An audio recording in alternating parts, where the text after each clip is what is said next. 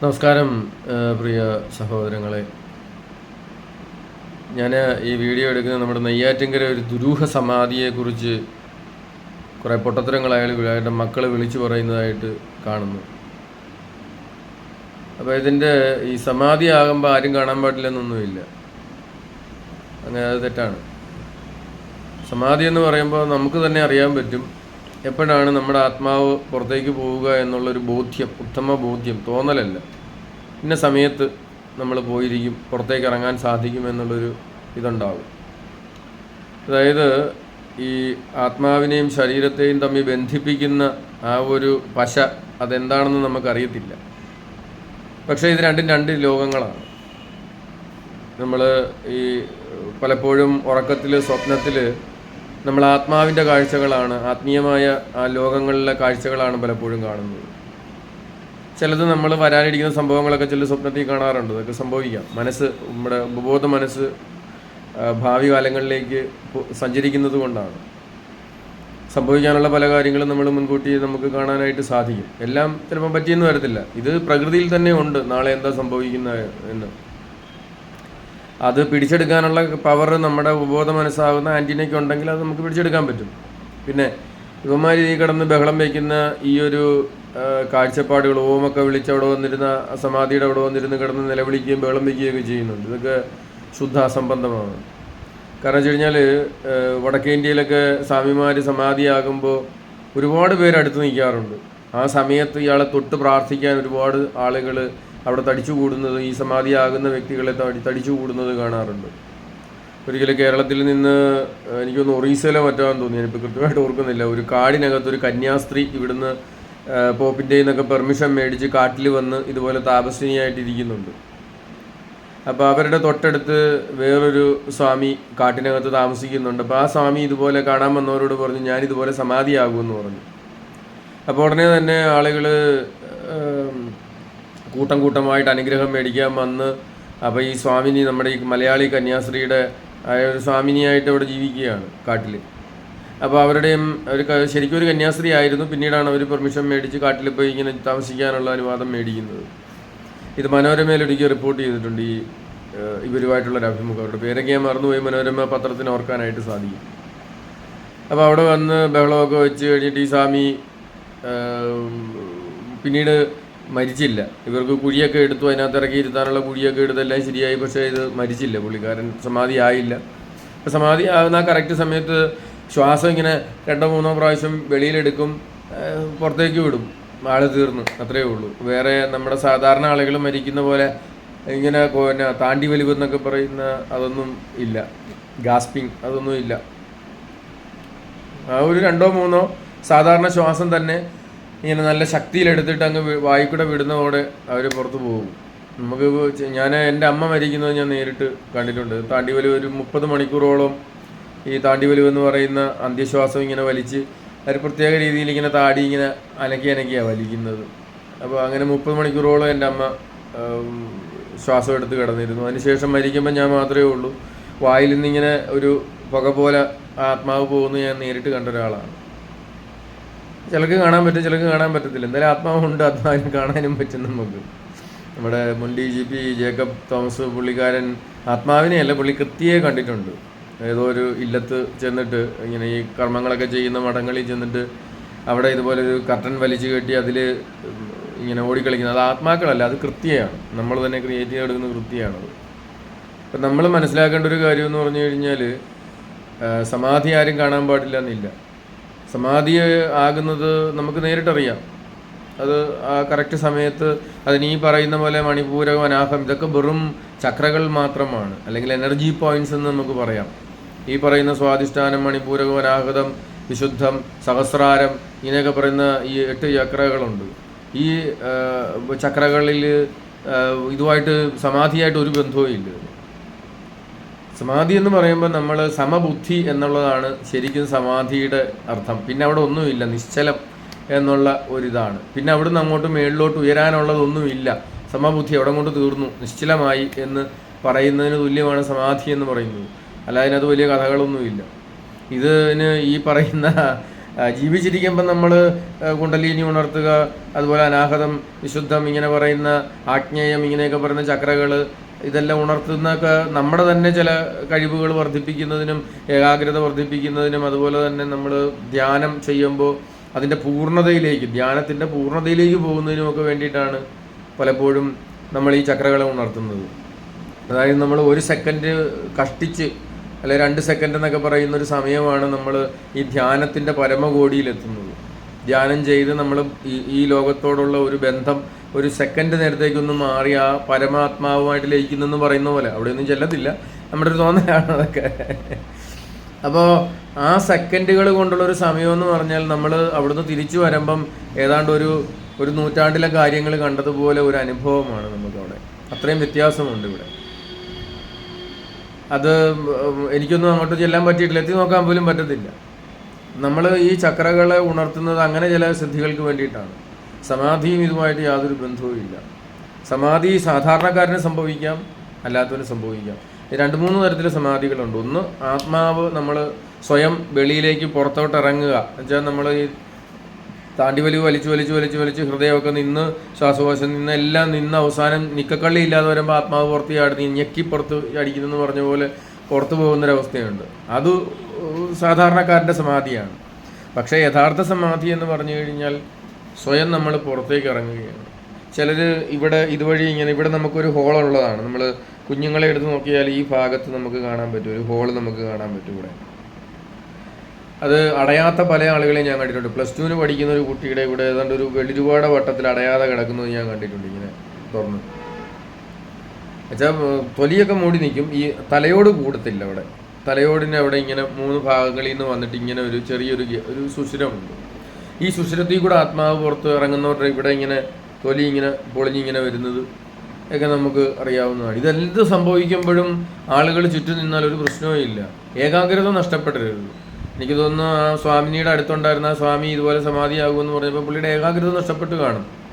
പിന്നെ യഥാർത്ഥ സമാധിയാണെങ്കിൽ എത്ര ഏകാഗ്രത നഷ്ടപ്പെട്ടാലും ആ സമയത്ത് ആത്മാവ് പുറത്ത് പോയിരിക്കും. 2 തരത്തിലാണ് പുറത്ത് പോകുന്നത്. ഒന്ന്, സ്വയം നമ്മൾ ഏകാഗ്രമായിട്ട് ആ ആത്മാവ് സ്വയം ഒരു മുറിയിൽ നിന്ന് പുറത്തേക്ക് ഇറങ്ങുന്നത് പോലെ നമുക്ക് വെളിയിലേക്ക് ഇറങ്ങാൻ പറ്റും. 2, നമ്മൾ സാധാരണ മനുഷ്യൻ മരിക്കുന്നത് പോലെ ആ സമയത്ത്, അത് പോകേണ്ട സമയമാണെങ്കിൽ അത് സമാധിയിൽ പോകാം, അല്ലെങ്കിൽ സ്വാഭാവികമായ താണ്ടിവലിവെടുത്ത് അന്ത്യശ്വാസം വലിച്ച് നമ്മൾ പോയിരിക്കും. ആ സമയത്ത് പോയിരിക്കും. അതിനകത്ത് മാറ്റങ്ങളൊന്നുമില്ല. അത് മുന്നോട്ടോ പിന്നോട്ടോ ഒരിക്കലും മാറത്തില്ല. അതൊരു ചക്രമാണ്. ഇങ്ങനെ ഈ ജീവിതചക്രം എന്നൊക്കെ പറയുന്ന ഒരു ചക്രമാണ്.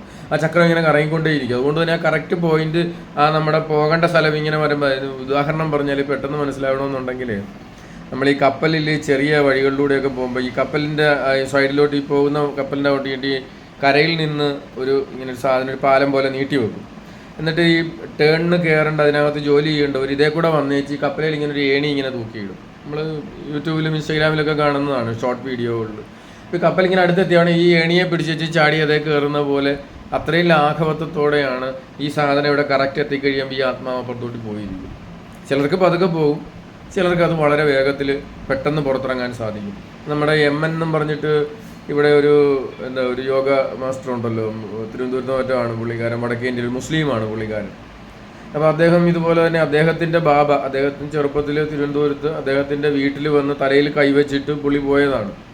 വർഷങ്ങൾക്ക് ശേഷം ഈ MN എന്ന് പറയുന്ന മനുഷ്യൻ അവിടെ തപ്പിച്ചെന്ന് ഹിമാലയ സാനുക്കളിൽ, അവിടെ ഋഷികേശിൽ എവിടെയും കണ്ട് തപ്പിച്ചെന്ന് അദ്ദേഹത്തിൽ നിന്ന് ശിഷ്യപ്പെട്ട് സ്വീകരിച്ചൊരിതാണ്. സത്യമാണത്, ഇവിടെ നടന്നൊരു സംഭവമാണ്. MN അത് നിഷേധിക്കത്തൊന്നുമില്ല. അദ്ദേഹത്തിൻ്റെ ഗുരുനാഥൻ ഈ ബാബ എന്ന് പറയുന്ന പുള്ളിക്കാരൻ, അദ്ദേഹം സമാധിയാകുന്നത് അദ്ദേഹം നോക്കിക്കൊണ്ടിരിക്കുകയാണ്. 2-3 പ്രാവശ്യം ഇങ്ങനെ വലിച്ച് പുള്ളി പുറത്തോട്ട് പോയി കാണും, അത്രയേ ഉള്ളൂ. അതിനകത്ത് ആളുകൾ കാണാൻ പാടില്ല, അങ്ങനെയൊക്കെ ഒന്നുമില്ല. അപ്പം എനിക്ക് എൻ്റെ സംശയം, ഈ നെയ്യാറ്റിൻകര കേസിൽ ഇത് കഴുത്തറുത്ത് ബലി കൊടുത്തതാകാനാണ് സാധ്യത. അല്ലെങ്കിൽ ഇങ്ങനെ പറയാൻ മുൻകൂട്ടി പറയും, പോകുന്നവർ കൃത്യമായിട്ട് പറയും കാണാൻ പാടില്ല എന്നൊരു നിയമമില്ല അതിനകത്ത്. അത് മണ്ട ശുദ്ധ അസംബന്ധമാണ്. വടക്കേന്ത്യയിലൊക്കെ എത്രയോ പേരാണ് സമാധിയിൽ. മൂന്നാമതൊരു സമാധി എന്ന് പറഞ്ഞു കഴിഞ്ഞാൽ, നമ്മളെടുത്ത് ഇവർ സമയമാകുമ്പോൾ ഒരു പത്മാസനത്തിൽ ഇരുന്നിട്ട് ഇവരെ കൊണ്ടുവന്ന് കുഴിയിലോട്ട് ഇറക്കി ഇരുത്തിയിട്ട് മേളിൽ സാബിട്ട് അങ്ങ് മൂടും.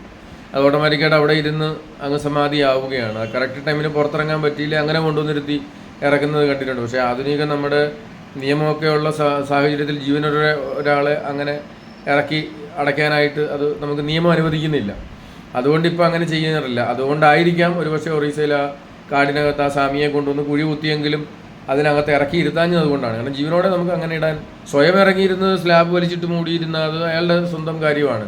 അറിഞ്ഞു കഴിഞ്ഞാൽ നമ്മളത് പോലീസിൽ അറിയിക്കാൻ ബാധ്യസ്ഥരുമാണ്. നമ്മൾ മുൻകൂട്ടി ഇങ്ങനെ ഒരാൾ ഇരിക്കാൻ കുഴിയിലിറങ്ങി സ്വയം സമാധിയാകുന്നു എന്ന് പറഞ്ഞാൽ ആത്മഹത്യ പോലെ തന്നെ പോലീസിന് കേസെടുക്കാൻ പറ്റുന്നൊരു കാര്യമാണത്. അപ്പോൾ അത് നമ്മൾ തിരിച്ചറിയണം. അപ്പോൾ സ്വയം സമാധിയാകുന്നു എന്നും പറഞ്ഞ ഒരാൾക്കൊരു കുഴി കൊണ്ടുപോയിരുത്തി നമുക്ക് മണ്ണിട്ട് മൂടാനൊന്നും അല്ലെങ്കിൽ സ്ലാബിട്ട് മൂടാനൊന്നും നമ്മുടെ ഇന്ത്യൻ ഭരണഘടനയിലെ ഇവിടുത്തെ നിയമങ്ങളൊന്നും അനുവദിക്കുന്നൊന്നുമില്ല. അത് തെറ്റാണ്, അങ്ങനെ ചെയ്യുന്നത് തെറ്റാണ്. അങ്ങനെ നമുക്ക് ഇരുത്താൻ പറ്റത്തില്ല. ഇനി മുൻകൂട്ടി സമാധി ആകുമെന്നൊരാൾ പറഞ്ഞാൽ തന്നെ നമ്മളത് തൊട്ടടുത്ത പോലീസ് സ്റ്റേഷനിൽ അറിയിക്കുന്നതാണ് അത് ഏറ്റവും ഉത്തമം. ആ പോലീസുകാർ ഒന്ന് സാക്ഷിയായിട്ട് നിന്നതല്ലേ, ലൈവ് വീഡിയോ ഇടട്ടെന്നേ. ഞാൻ ഒരിക്കലും എൻ്റെ ഹൃദയം നിന്നുപോയി. അപ്പം മാതായ ഹോസ്പിറ്റലിൽ കോട്ടയത്ത് എടുത്തു കഴിഞ്ഞപ്പം ഇത് ECG ഹൃദയം പ്രവർത്തിക്കുന്നില്ല, ഒരു വാൽവ് നിന്നുപോയി. അപ്പോൾ ഹൃദയം പ്രവർത്തിക്കുന്നില്ല. ഇടിപ്പ് എനിക്ക് തന്നെ അറിയാം, ഇങ്ങനെ ഒരു അലുവ കഷ്ണം പോലെ ചുരുങ്ങി വരികയാണ്. അപ്പോൾ ഞാൻ പിന്നെ ഇവിടെ തിരിച്ചു വന്നില്ല. ആ സമയത്ത് ഞാൻ ലൈവ് ഇട്ട് ആളുകൾ കാണട്ടെ എന്നും പറഞ്ഞ് ഞാൻ ഫേസ്ബുക്കിൽ ലൈവ് ഇട്ടാണ്. ഇപ്പോഴും ആ വീഡിയോ എൻ്റെ ഹാർഡ് ഡിസ്കിൽ വീഡിയോ കിടപ്പുണ്ട്. ഞാൻ ശ്വാസം ഉണ്ടെന്നേ ഉള്ളൂ, ഹൃദയം ഇടിക്കുന്നില്ല, നിശ്ചലമായിട്ടിരിക്കുകയാണ്. ഇവിടെ ഇങ്ങനെ ഒരു കല്ല് പോലെ, കരിങ്കല്ല് പോലെ ഇങ്ങനെ ചുരുങ്ങി ഇങ്ങനെ ഉള്ളിലേക്ക് ഇങ്ങനെ ചുരുങ്ങുന്നത് എനിക്കറിയാമായിരുന്നു. പക്ഷേ ആ ആത്മാവ് പോകേണ്ട ആ ചക്രം കറക്റ്റായിട്ട് ആ പോയിന്റിൽ എത്തിയിട്ടില്ല, നമ്മുടെ ആ ജീവചക്രം എത്തിയിട്ടില്ല. എത്തിയാൽ ഓട്ടോമാറ്റിക്കായിട്ട് ഈ എർത്ത് ന്യൂട്രലാകുന്നെന്ന് പറയുന്ന കറണ്ട് എർത്തിലൂടെ ന്യൂട്രലാകുന്നെന്ന് പറഞ്ഞ പോലെ ആ കറക്റ്റ് സാധനം ഇങ്ങനെ ഒന്ന് മുട്ടിക്കഴിഞ്ഞ് ഈ ആത്മാവ് അങ്ങോട്ട് ചാടിപ്പോയിരിക്കും. അതിനകത്ത് ഒന്നുമില്ല. ഇപ്പം എൻ്റെ സമയം ആഞ്ഞുകൊണ്ടാണ് ഞാൻ മരിക്കാഞ്ഞത്. ഏതാണ്ട് 1.5 മണിക്കൂറോളം ഹൃദയമിടിപ്പ് ഞാൻ പോലും അറിയാതെ ഒരു ചിതുമില്ല. എനിക്കറിയാം ഇങ്ങനെ ഉറച്ചിങ്ങനെ ഇരിക്കുകയാണ്. അതിനുശേഷം ഡോക്ടർ മരുന്നൊക്കെ കൊടുത്ത്, എൻ്റെ ബ്രദർ എനിക്ക് പൈസയൊക്കെ ഇട്ട് തന്ന് അവിടുന്ന് പൈസയൊക്കെ കൊടുത്ത് അതിൽ ഇഞ്ചക്ഷൻ എടുത്തു കഴിഞ്ഞാണ് ഹൃദയം ഇടിച്ചു തുടങ്ങിയത്. അപ്പോഴത്തേക്കാണ് മറ്റേ ഇതിൽ മോണിറ്ററിൽ അനങ്ങാൻ തുടങ്ങിയത്. നിശ്ചലമായിട്ട് കിടക്കുമായിരുന്നു. അപ്പോൾ സമയം എത്താതെ നമ്മൾ പോകത്തില്ല. അപ്പോൾ സമയം എത്തുമെന്ന് ഒരാൾക്ക് ബോധ്യം കിട്ടിയാൽ അയാൾ പോയിരിക്കും. അതിന് മറ്റുള്ളവർ വന്ന് നോക്കി നിന്നെന്നും പറഞ്ഞോ, കമൻ്റ് അടിച്ചെന്നും പറഞ്ഞോ, ഇയാളുടെ ദേഹത്ത് കുറേ പേര് പിടിച്ചെന്നും പറഞ്ഞോ ഒന്നും പോകാതിരിക്കത്തില്ല. കറക്റ്റ് ടൈമിന് ഇറങ്ങി പോകാൻ പറ്റുമോ? അതാണ് സമാധി. ശരിക്കും പറഞ്ഞാൽ സമാധി എന്ന് ഉദ്ദേശിക്കുന്നത് സമബുദ്ധി, എല്ലാം തീർന്നു, ഏറ്റവും ടോപ്പിലെത്തി എന്നുള്ളതാണ് സമാധി എന്ന് പറയുന്നത്.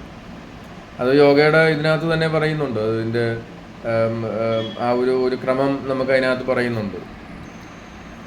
അതായത് ഈ യമ, നിയമ, ആസന, പ്രാണായാമ, പ്രത്യാഹാര, ധാരണ, ധ്യാനം, സമാധി, ഇതാണ് നമ്മുടെ ഇതിൽ വരുന്നത്. ഇതിൻ്റെ ഒരു അഷ്ടാംഗ യോഗയിൽ പറയുന്ന ഇതാണ്. അതായത് യമ, നിയമ, ആസന, പ്രാണായാമ, പ്രത്യാഹാര, പഞ്ചായി, ധാരണ, ധ്യാനം, സമാധി. ഇത്രയും കാര്യങ്ങൾ, 7 കാര്യങ്ങൾ തീർന്നു കഴിഞ്ഞാൽ 8ാമത്തെ കാര്യമാണ് സമാധി. അത് പൂർണ്ണമായി പിന്നെ ഭൂമിയിൽ ഒന്നും നേടാനില്ല എന്നുള്ളതാണ്. അതായത് നേരത്തെ ഞാൻ പറഞ്ഞ ആ ഒരു ധ്യാനത്തിൻ്റെ പരമകോടിയിലേക്ക് നമ്മൾ എത്തി, അത് പൂർണ്ണമായി കഴിഞ്ഞാൽ ആ ഒരു സുഖം അത് അനുഭവിച്ചു കഴിഞ്ഞാൽ പിന്നെ വേറൊന്നും ഇവിടെ നേടാനില്ല. അപ്പോൾ പിന്നെ ഈ ലോകത്തോട് നമുക്ക് വിരക്തിയാവും. പിന്നെ ഈ ആത്മാവിനിവിടെ നിൽക്കാൻ പറ്റത്തില്ല, അങ്ങോട്ട് പോയേ പറ്റത്തുള്ളൂ. അത് വലിയ വിശുദ്ധിയൊക്കെ ഉണ്ടാകണം. ഇപ്പം യമ എന്ന് പറഞ്ഞു കഴിഞ്ഞാൽ തന്നെ അതിനകത്ത് ശൗച സന്തോഷ തപ സാധ്യായേശ്വര പ്രണിതാധാനിം യമ എന്നാണ് പറയുന്നത്. നിയമ എന്നതിനകത്തും അതുപോലെ തന്നെ ഇതാണ് പറയുന്നത്. ഒരു തെറ്റ് പറ്റിയെന്ന് തോന്നുന്നു, ഞാൻ ജസ്റ്റ് ഒന്ന് ഓർക്കാനാകും, പറഞ്ഞപ്പോൾ തെറ്റ് പറ്റി. യമയ്ക്കകത്ത് അഹിംസ, സത്യം, ആസ്തേയം, ബ്രഹ്മചര്യം എന്നുള്ള കാര്യങ്ങളാണ് അതിനകത്ത് വരുന്നത്. അഹിംസ, സത്യം, ആസ്തേയം, ബ്രഹ്മചര്യം, ഇതാണ്. ബ്രഹ്മചര്യം എന്ന് പറഞ്ഞാൽ പലർക്കും ഒരു ഇതുണ്ട്. ഞാനിപ്പം വർഷങ്ങളായി ഇതൊക്കെ നോക്കിയിട്ട്, അതുകൊണ്ടാണ് പെട്ടെന്നൊരു തെറ്റ് വന്നത്. ഒരുപാട് വർഷങ്ങൾക്ക് മുമ്പ് പഠിച്ചതാണ്, 30 വർഷം മുമ്പ് പഠിച്ച കാര്യങ്ങളാണ്. ഞാനിപ്പോൾ ഒന്നും അങ്ങനെ നോക്കാറൊന്നുമില്ല, ഓളത്തിൽ തുടങ്ങിയെന്ന് പറഞ്ഞ പോലെ പോകുന്നതുകൊണ്ടാണ്. അപ്പോൾ യമ എന്ന് പറഞ്ഞു കഴിഞ്ഞാൽ അഹിംസ, സത്യം, ആസ്തേയം, ബ്രഹ്മചര്യം, പരിഗ്രഹം, യമ, ഇങ്ങനെ കുറേ കാര്യങ്ങളുണ്ട്. അപ്പോൾ നിയമ എന്ന് പറയുമ്പോൾ നമ്മുടെ ശൗച സന്തോഷ തപ സാധ്യായേശ്വര പ്രണിതാതമ, ജീവിതത്തിലുള്ള കുറേ നിഷ്ഠകളാണ്. അപ്പോൾ നിയമം കഴിഞ്ഞിട്ട് ഇത് രണ്ടും പ്രാവർത്തികമാക്കുന്നവനാണ് ആസനത്തിലേക്ക് വരുന്നത്. ഒരിക്കലൊരു പ്രഗത്ഭനായ ഒരു യോഗ മാസ്റ്ററുടെ ഒരു പുസ്തകത്തിൽ അദ്ദേഹം എഴുതിയിരിക്കുന്ന ശ്ലോകം, ആദ്യത്തെ പേരിൽ എഴുതിയിരിക്കുന്ന ഇതാണ്: യുവാ വൃദ്ധോ വ വ്യാധിതോ ദുർബലോപിവ അഭ്യാസാൽ സിദ്ധിമാപ്നോതി എന്നാണ്. അത് എൻ്റെ ഒരു പെങ്ങളുടെ വീട്ടിൽ ചെന്നപ്പോൾ ഈ പുസ്തകം കണ്ടു, ഒരു പച്ച നിറത്തിലൊരു പുസ്തകം കണ്ടു. ഞാനത് അപ്പം തന്നെ അവിടെ നിന്ന് അടിച്ചു മാറ്റി. ഞാൻ പറഞ്ഞു, ചേച്ചി ഞാനിത് കൊണ്ടുപോകാമെന്നും പറഞ്ഞ് ഞാൻ കൊണ്ടുപോയി. ചേച്ചി പഠിക്കാൻ വേണ്ടത് മേടിച്ചാണ്. ഞാൻ പറഞ്ഞതിനകത്ത് തെറ്റുണ്ട്, ഇത് പഠിക്കരുതെന്ന് പറഞ്ഞു.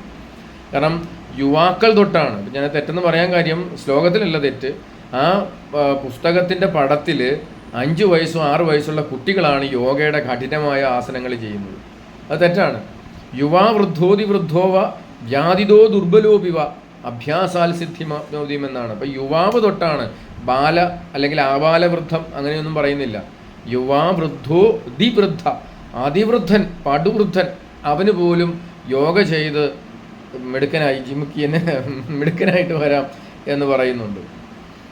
അതിവൃദ്ധൻ പടുവൃദ്ധൻ കിളവൻ പറഞ്ഞു ഒരു തരത്തിൽ എഴുന്നേറ്റ് നടക്കാൻ പറ്റാത്തവൻ കുറേശ്ശെ ചെയ്തു വന്നാൽ അവൻ യുവാവിനെ പോലെ തന്നെ അഭ്യാസാൽ സിദ്ധി മാപ്നോതി, അവന് സിദ്ധി കൈവരിക്കാൻ പറ്റും. യോഗയുടെ എല്ലാ ആസനങ്ങൾ ചെയ്യാനും ആരോഗ്യത്തോടെ ജീവിക്കാനും സാധിക്കും. എത്ര പടുവൃദ്ധനായാലും സാധിക്കുമെന്നാണ് പറയുന്നത്. 150, 200, 250 വർഷം പഴക്കമുള്ള സന്യാസിമാർ ഇപ്പോഴും നമ്മുടെ ഹിമാലയ സാനുക്കളിലും ടിബറ്റിൻ്റെ കുറേ പ്രദേശങ്ങൾ, നേപ്പാളിൻ്റെ സൈഡുകളിലൊക്കെ ആയിട്ട് ഇപ്പോഴും ജീവിക്കുന്നുണ്ട്. 250, 300 വർഷമൊക്കെ കാണും. അവരോട് ചോദിച്ചവർക്ക് ഭാഷയൊന്നും അറിയത്തില്ല. ചിലപ്പോൾ ആ കാലത്ത് ജീവിച്ചിരിക്കുന്ന രാജാക്കന്മാരുടെയൊക്കെ പേരായിരിക്കും അവർ പറയുന്നത്, അല്ലെങ്കിൽ എന്തെങ്കിലും സംഭവങ്ങളോ അങ്ങനെയൊക്കെ മാത്രമേ അവർക്ക് പറയാൻ പറ്റത്തുള്ളൂ. അതും നമ്മൾ പറയുന്ന ഭാഷയല്ല അവിടെ കമ്മ്യൂണിക്കേറ്റ് ചെയ്യുന്നത്, സെൻസാണ് കമ്മ്യൂണിക്കേറ്റ് ചെയ്യുന്നത്. അപ്പോൾ അവർ പറയുന്ന ചില വാക്കുകൾ നമ്മൾ ശ്രദ്ധിച്ച് നോക്കിയാൽ അത് ചിലപ്പം പിന്നെ ഔറംഗസീബ്, കുത്തബ്മിനാർ അങ്ങനെയൊക്കെ ഉള്ള, അപ്പോൾ അത് പണ്ടത്തെ സമയത്തായിരിക്കും ഇവൻ അവിടുന്ന് പോയിട്ടുള്ളതെന്നായിരിക്കും. അങ്ങനെ 1-2 കാര്യങ്ങൾ മാത്രമേ ഉള്ളൂ. ഇംഗ്ലീഷ് ഏത് ഭാഷ ചോദിച്ചാലും ചിലപ്പോൾ ഒരു മറുപടി പറയും. കാരണം ഭാഷയെന്ന് പറയുന്ന ഒരു സെൻസ് ആണല്ലോ. അപ്പോൾ ആ സെൻസിൽ കുട്ടികൾ എങ്ങനെയാണ് ഭാഷ പഠിക്കുന്നത്? ആ സെൻസ് കൈമാറുന്നത് കൊണ്ടാണ് കുട്ടികൾ ഭാഷ പഠിക്കുന്നത്. കുഞ്ഞുങ്ങളോട് നമ്മൾ ഇംഗ്ലീഷോ മലയാളമോ തമിഴോ ഏത് പറയുന്നു അതനുസരിച്ച് അവരത് പഠിച്ചെടുക്കുന്നത് കൊണ്ടാണ്, സെൻസാണ് അവിടെ കൈമാറുന്നത്. അപ്പോൾ ആസന ഈ യമവും നിയമത്തിലും അഗ്രഗണ്യനായവൻ ആണ് ആസനത്തിൽ വരുന്നത്.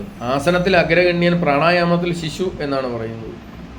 ആസനം ഏറ്റവും കൂടുതൽ, ആസനം എന്ന് പറഞ്ഞു കഴിഞ്ഞാൽ നമ്മുടെ പോസ്റ്റേഴ്സ്, നമ്മുടെ ശരീരത്തെ പൂർണ്ണമായിട്ട് പിടിച്ചിരുത്താൻ കഴിയുന്ന, നിയന്ത്രിക്കാൻ കഴിയുന്ന, ശരീരത്തെ മൊത്തമായിട്ട് നിയന്ത്രിക്കാൻ കഴിയുന്ന തരത്തിൽ ശ്വാസം ഒഴികെ ബാക്കി എല്ലാ മേഖലകളും നിയന്ത്രിക്കാൻ പറ്റുന്ന രീതിയിൽ ശരീരത്തിൻ്റെ മേലൊരു കൺട്രോള് വന്നു കഴിയുമ്പോൾ ആണ് മനസ്സും ശരീരവും ഒപ്പം കൺട്രോൾഡായി. അങ്ങനെ വരുമ്പോഴാണ് പ്രാണായാമത്തിലേക്ക് പോകുന്നത്. പ്രാണായാമം അവിടെ ഒരു തുടക്കം മാത്രമാണ്. ഇന്ന് അങ്ങനെയല്ല. ഇന്ന് യോഗ എന്ന് പറയുന്നത് മുഴുവൻ കയറിയിട്ട് ആദ്യമേ പ്രാണായാമമാണ്, ശ്വാസം വലിക്കുക വിടുക. ഞാൻ ഈ കഴിഞ്ഞ ഇടയ്ക്ക് ട്രെയിനിൽ ബാംഗ്ലൂർ പോയിട്ട് ഒരു കൊച്ചിനെ അവിടുന്ന് രക്ഷിച്ചുകൊണ്ട് വന്ന് ബാംഗ്ലൂർ പോയിട്ട് വരുന്ന സമയത്ത് ഇതുപോലെ തന്നെ ഒരു കൊച്ച് വലിയ പ്രശ്നം. അപ്പം ഇവർ പ്രാണായാമം പരിശീലിച്ചിരിക്കുന്നവരാണ്. അപ്പം ഇവരെ സംബന്ധിച്ചിടത്തോളം ഇവർക്ക് ശ്വാസം ഇവർക്ക് ബോധപൂർവം എടുക്കണം. അതാണ് നമ്മൾ ഈ കാര്യങ്ങൾ ചെയ്യാതെ ക്രമമില്ലാതെ നമ്മൾ ആദ്യമേ പ്രാണായാമത്തിലേക്ക് കടക്കുമ്പോഴുള്ള ഏറ്റവും വലിയ പ്രശ്നമെന്ന് പറയുന്നത് ശ്വാസം നമ്മൾ കൺട്രോൾ ചെയ്യും. നമ്മുടെ ബോധമില്ലാതെ ശ്വാസം എടുക്കാൻ പറ്റത്തില്ല. ശരീരം മൊത്തം ഡിസോർഡറായി പോകും. ഇങ്ങനെ എടുത്തുകൊണ്ടിരിക്കും ശ്വാസം. ഞാനിപ്പോൾ സംസാരിക്കുന്നു, അല്ലെങ്കിൽ നമ്മൾ ഉറങ്ങുന്നു, അല്ലെങ്കിൽ മറ്റെന്തെങ്കിലും ചെയ്യുന്നു, ശ്വാസം ഓട്ടോമാറ്റിക്കായിട്ട് അവിടെ സംഭവിക്കുകയാണ്. ഹൃദയമിടിപ്പ്, ശ്വാസം, ദഹനം ഇതൊക്കെ ഓട്ടോമാറ്റിക്കായിട്ട് നടക്കുകയാണ്. അപ്പോൾ ശ്വാസത്തെ നമ്മൾ കൺട്രോൾ ചെയ്യാൻ തുടങ്ങിയാൽ, അത് പ്രത്യേകിച്ച് ഈ യമനിയമാസനങ്ങളൊന്നും ചെയ്യാതെ ശ്വാസത്തെ അല്ലെങ്കിൽ ഇതിൻ്റെ നിയമങ്ങൾ ഇതിനെക്കുറിച്ച് പഠിക്കുകയും ചെയ്യാതെ ആദ്യമേ കയറി പ്രാണായാമം ഇതൊക്കെ ചെയ്യാൻ തുടങ്ങിക്കഴിഞ്ഞാൽ ബോധപൂർവ്വം നമ്മളിങ്ങനെ ശ്വസിച്ചുകൊണ്ടിരിക്കും. ഇങ്ങനെ ഒരുപാട് മനുഷ്യരെ ഞാൻ കണ്ടിട്ടുണ്ട്. ഇത് പുറത്ത് കിടക്കുക വലിയ പാടാണ്. ഇതൊക്കെ തിരിച്ചറിയണം നമ്മൾ. ഇപ്പോൾ യവൻ ഇവിടെ നെയ്യാറ്റിൻകര കിടന്നിട്ട് ഇവൻ്റെ അപ്പൻ സമാധി ആയെങ്കിൽ ആട്ടുന്നതിന് ഇത് പൊളിക്കുന്നതിന് എന്താ കുഴപ്പം? പരസ്യമായിട്ടാണ് മഹാത്മാക്കൾ, സന്യാസിമാർ, യോഗ ഇതിലുള്ള ഹളയോഗികൾ എന്നൊക്കെ പറയുന്നവർ പരസ്യമായിട്ടാണ് അവർ ഇത് സമാധിയാകുന്നത്. സമാധി എന്ന് പറഞ്ഞാൽ 2 ഇതുണ്ടെന്ന് ഞാൻ പറഞ്ഞു. ഒന്ന് പൂർണ്ണത, ജീവിതത്തിൻ്റെ ആ ഒരു യോഗയുടെ പൂർണ്ണതയായ സമാധി എന്ന് പറയും. അതുകൂടാതെ നമ്മുടെ ആത്മാവ് ഇവിടുന്ന് പോകുന്ന ആ ഒരു ഇതിനെയും സമാധി എന്ന് പറയാറുണ്ട്. ഈ 2 വ്യത്യാസം നമ്മൾ തിരിച്ചറിയണമെന്നാണ് ഞാൻ പറയുന്നത്.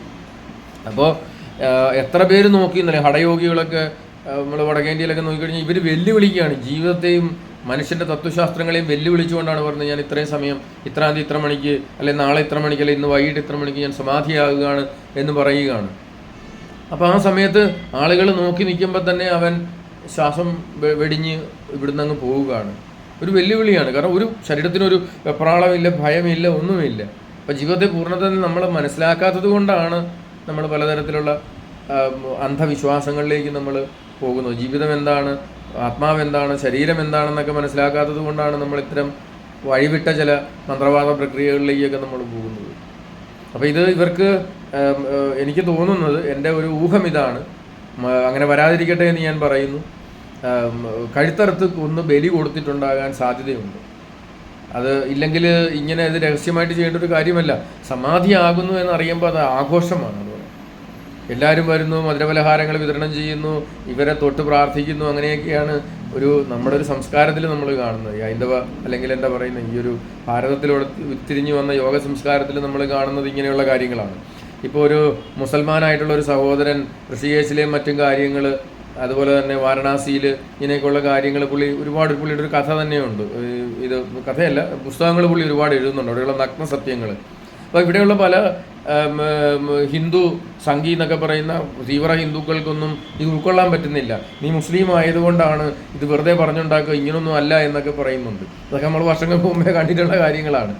അപ്പോൾ ആ സഹോദരൻ പിന്നീട് അദ്ദേഹത്തെ സപ്പോർട്ട് ചെയ്യാൻ വന്ന മറ്റു പല ആളുകളും ഇതിൻ്റെ വീഡിയോകൾ എടുത്ത് അപ്ലോഡ് ചെയ്യാൻ തുടങ്ങിയപ്പോൾ ഈ പറയുന്ന മതഭ്രാന്ത് പിടിച്ച കുറേ ആളുകൾ ഹിന്ദുക്കളുടെ ഇടയിലുണ്ട്.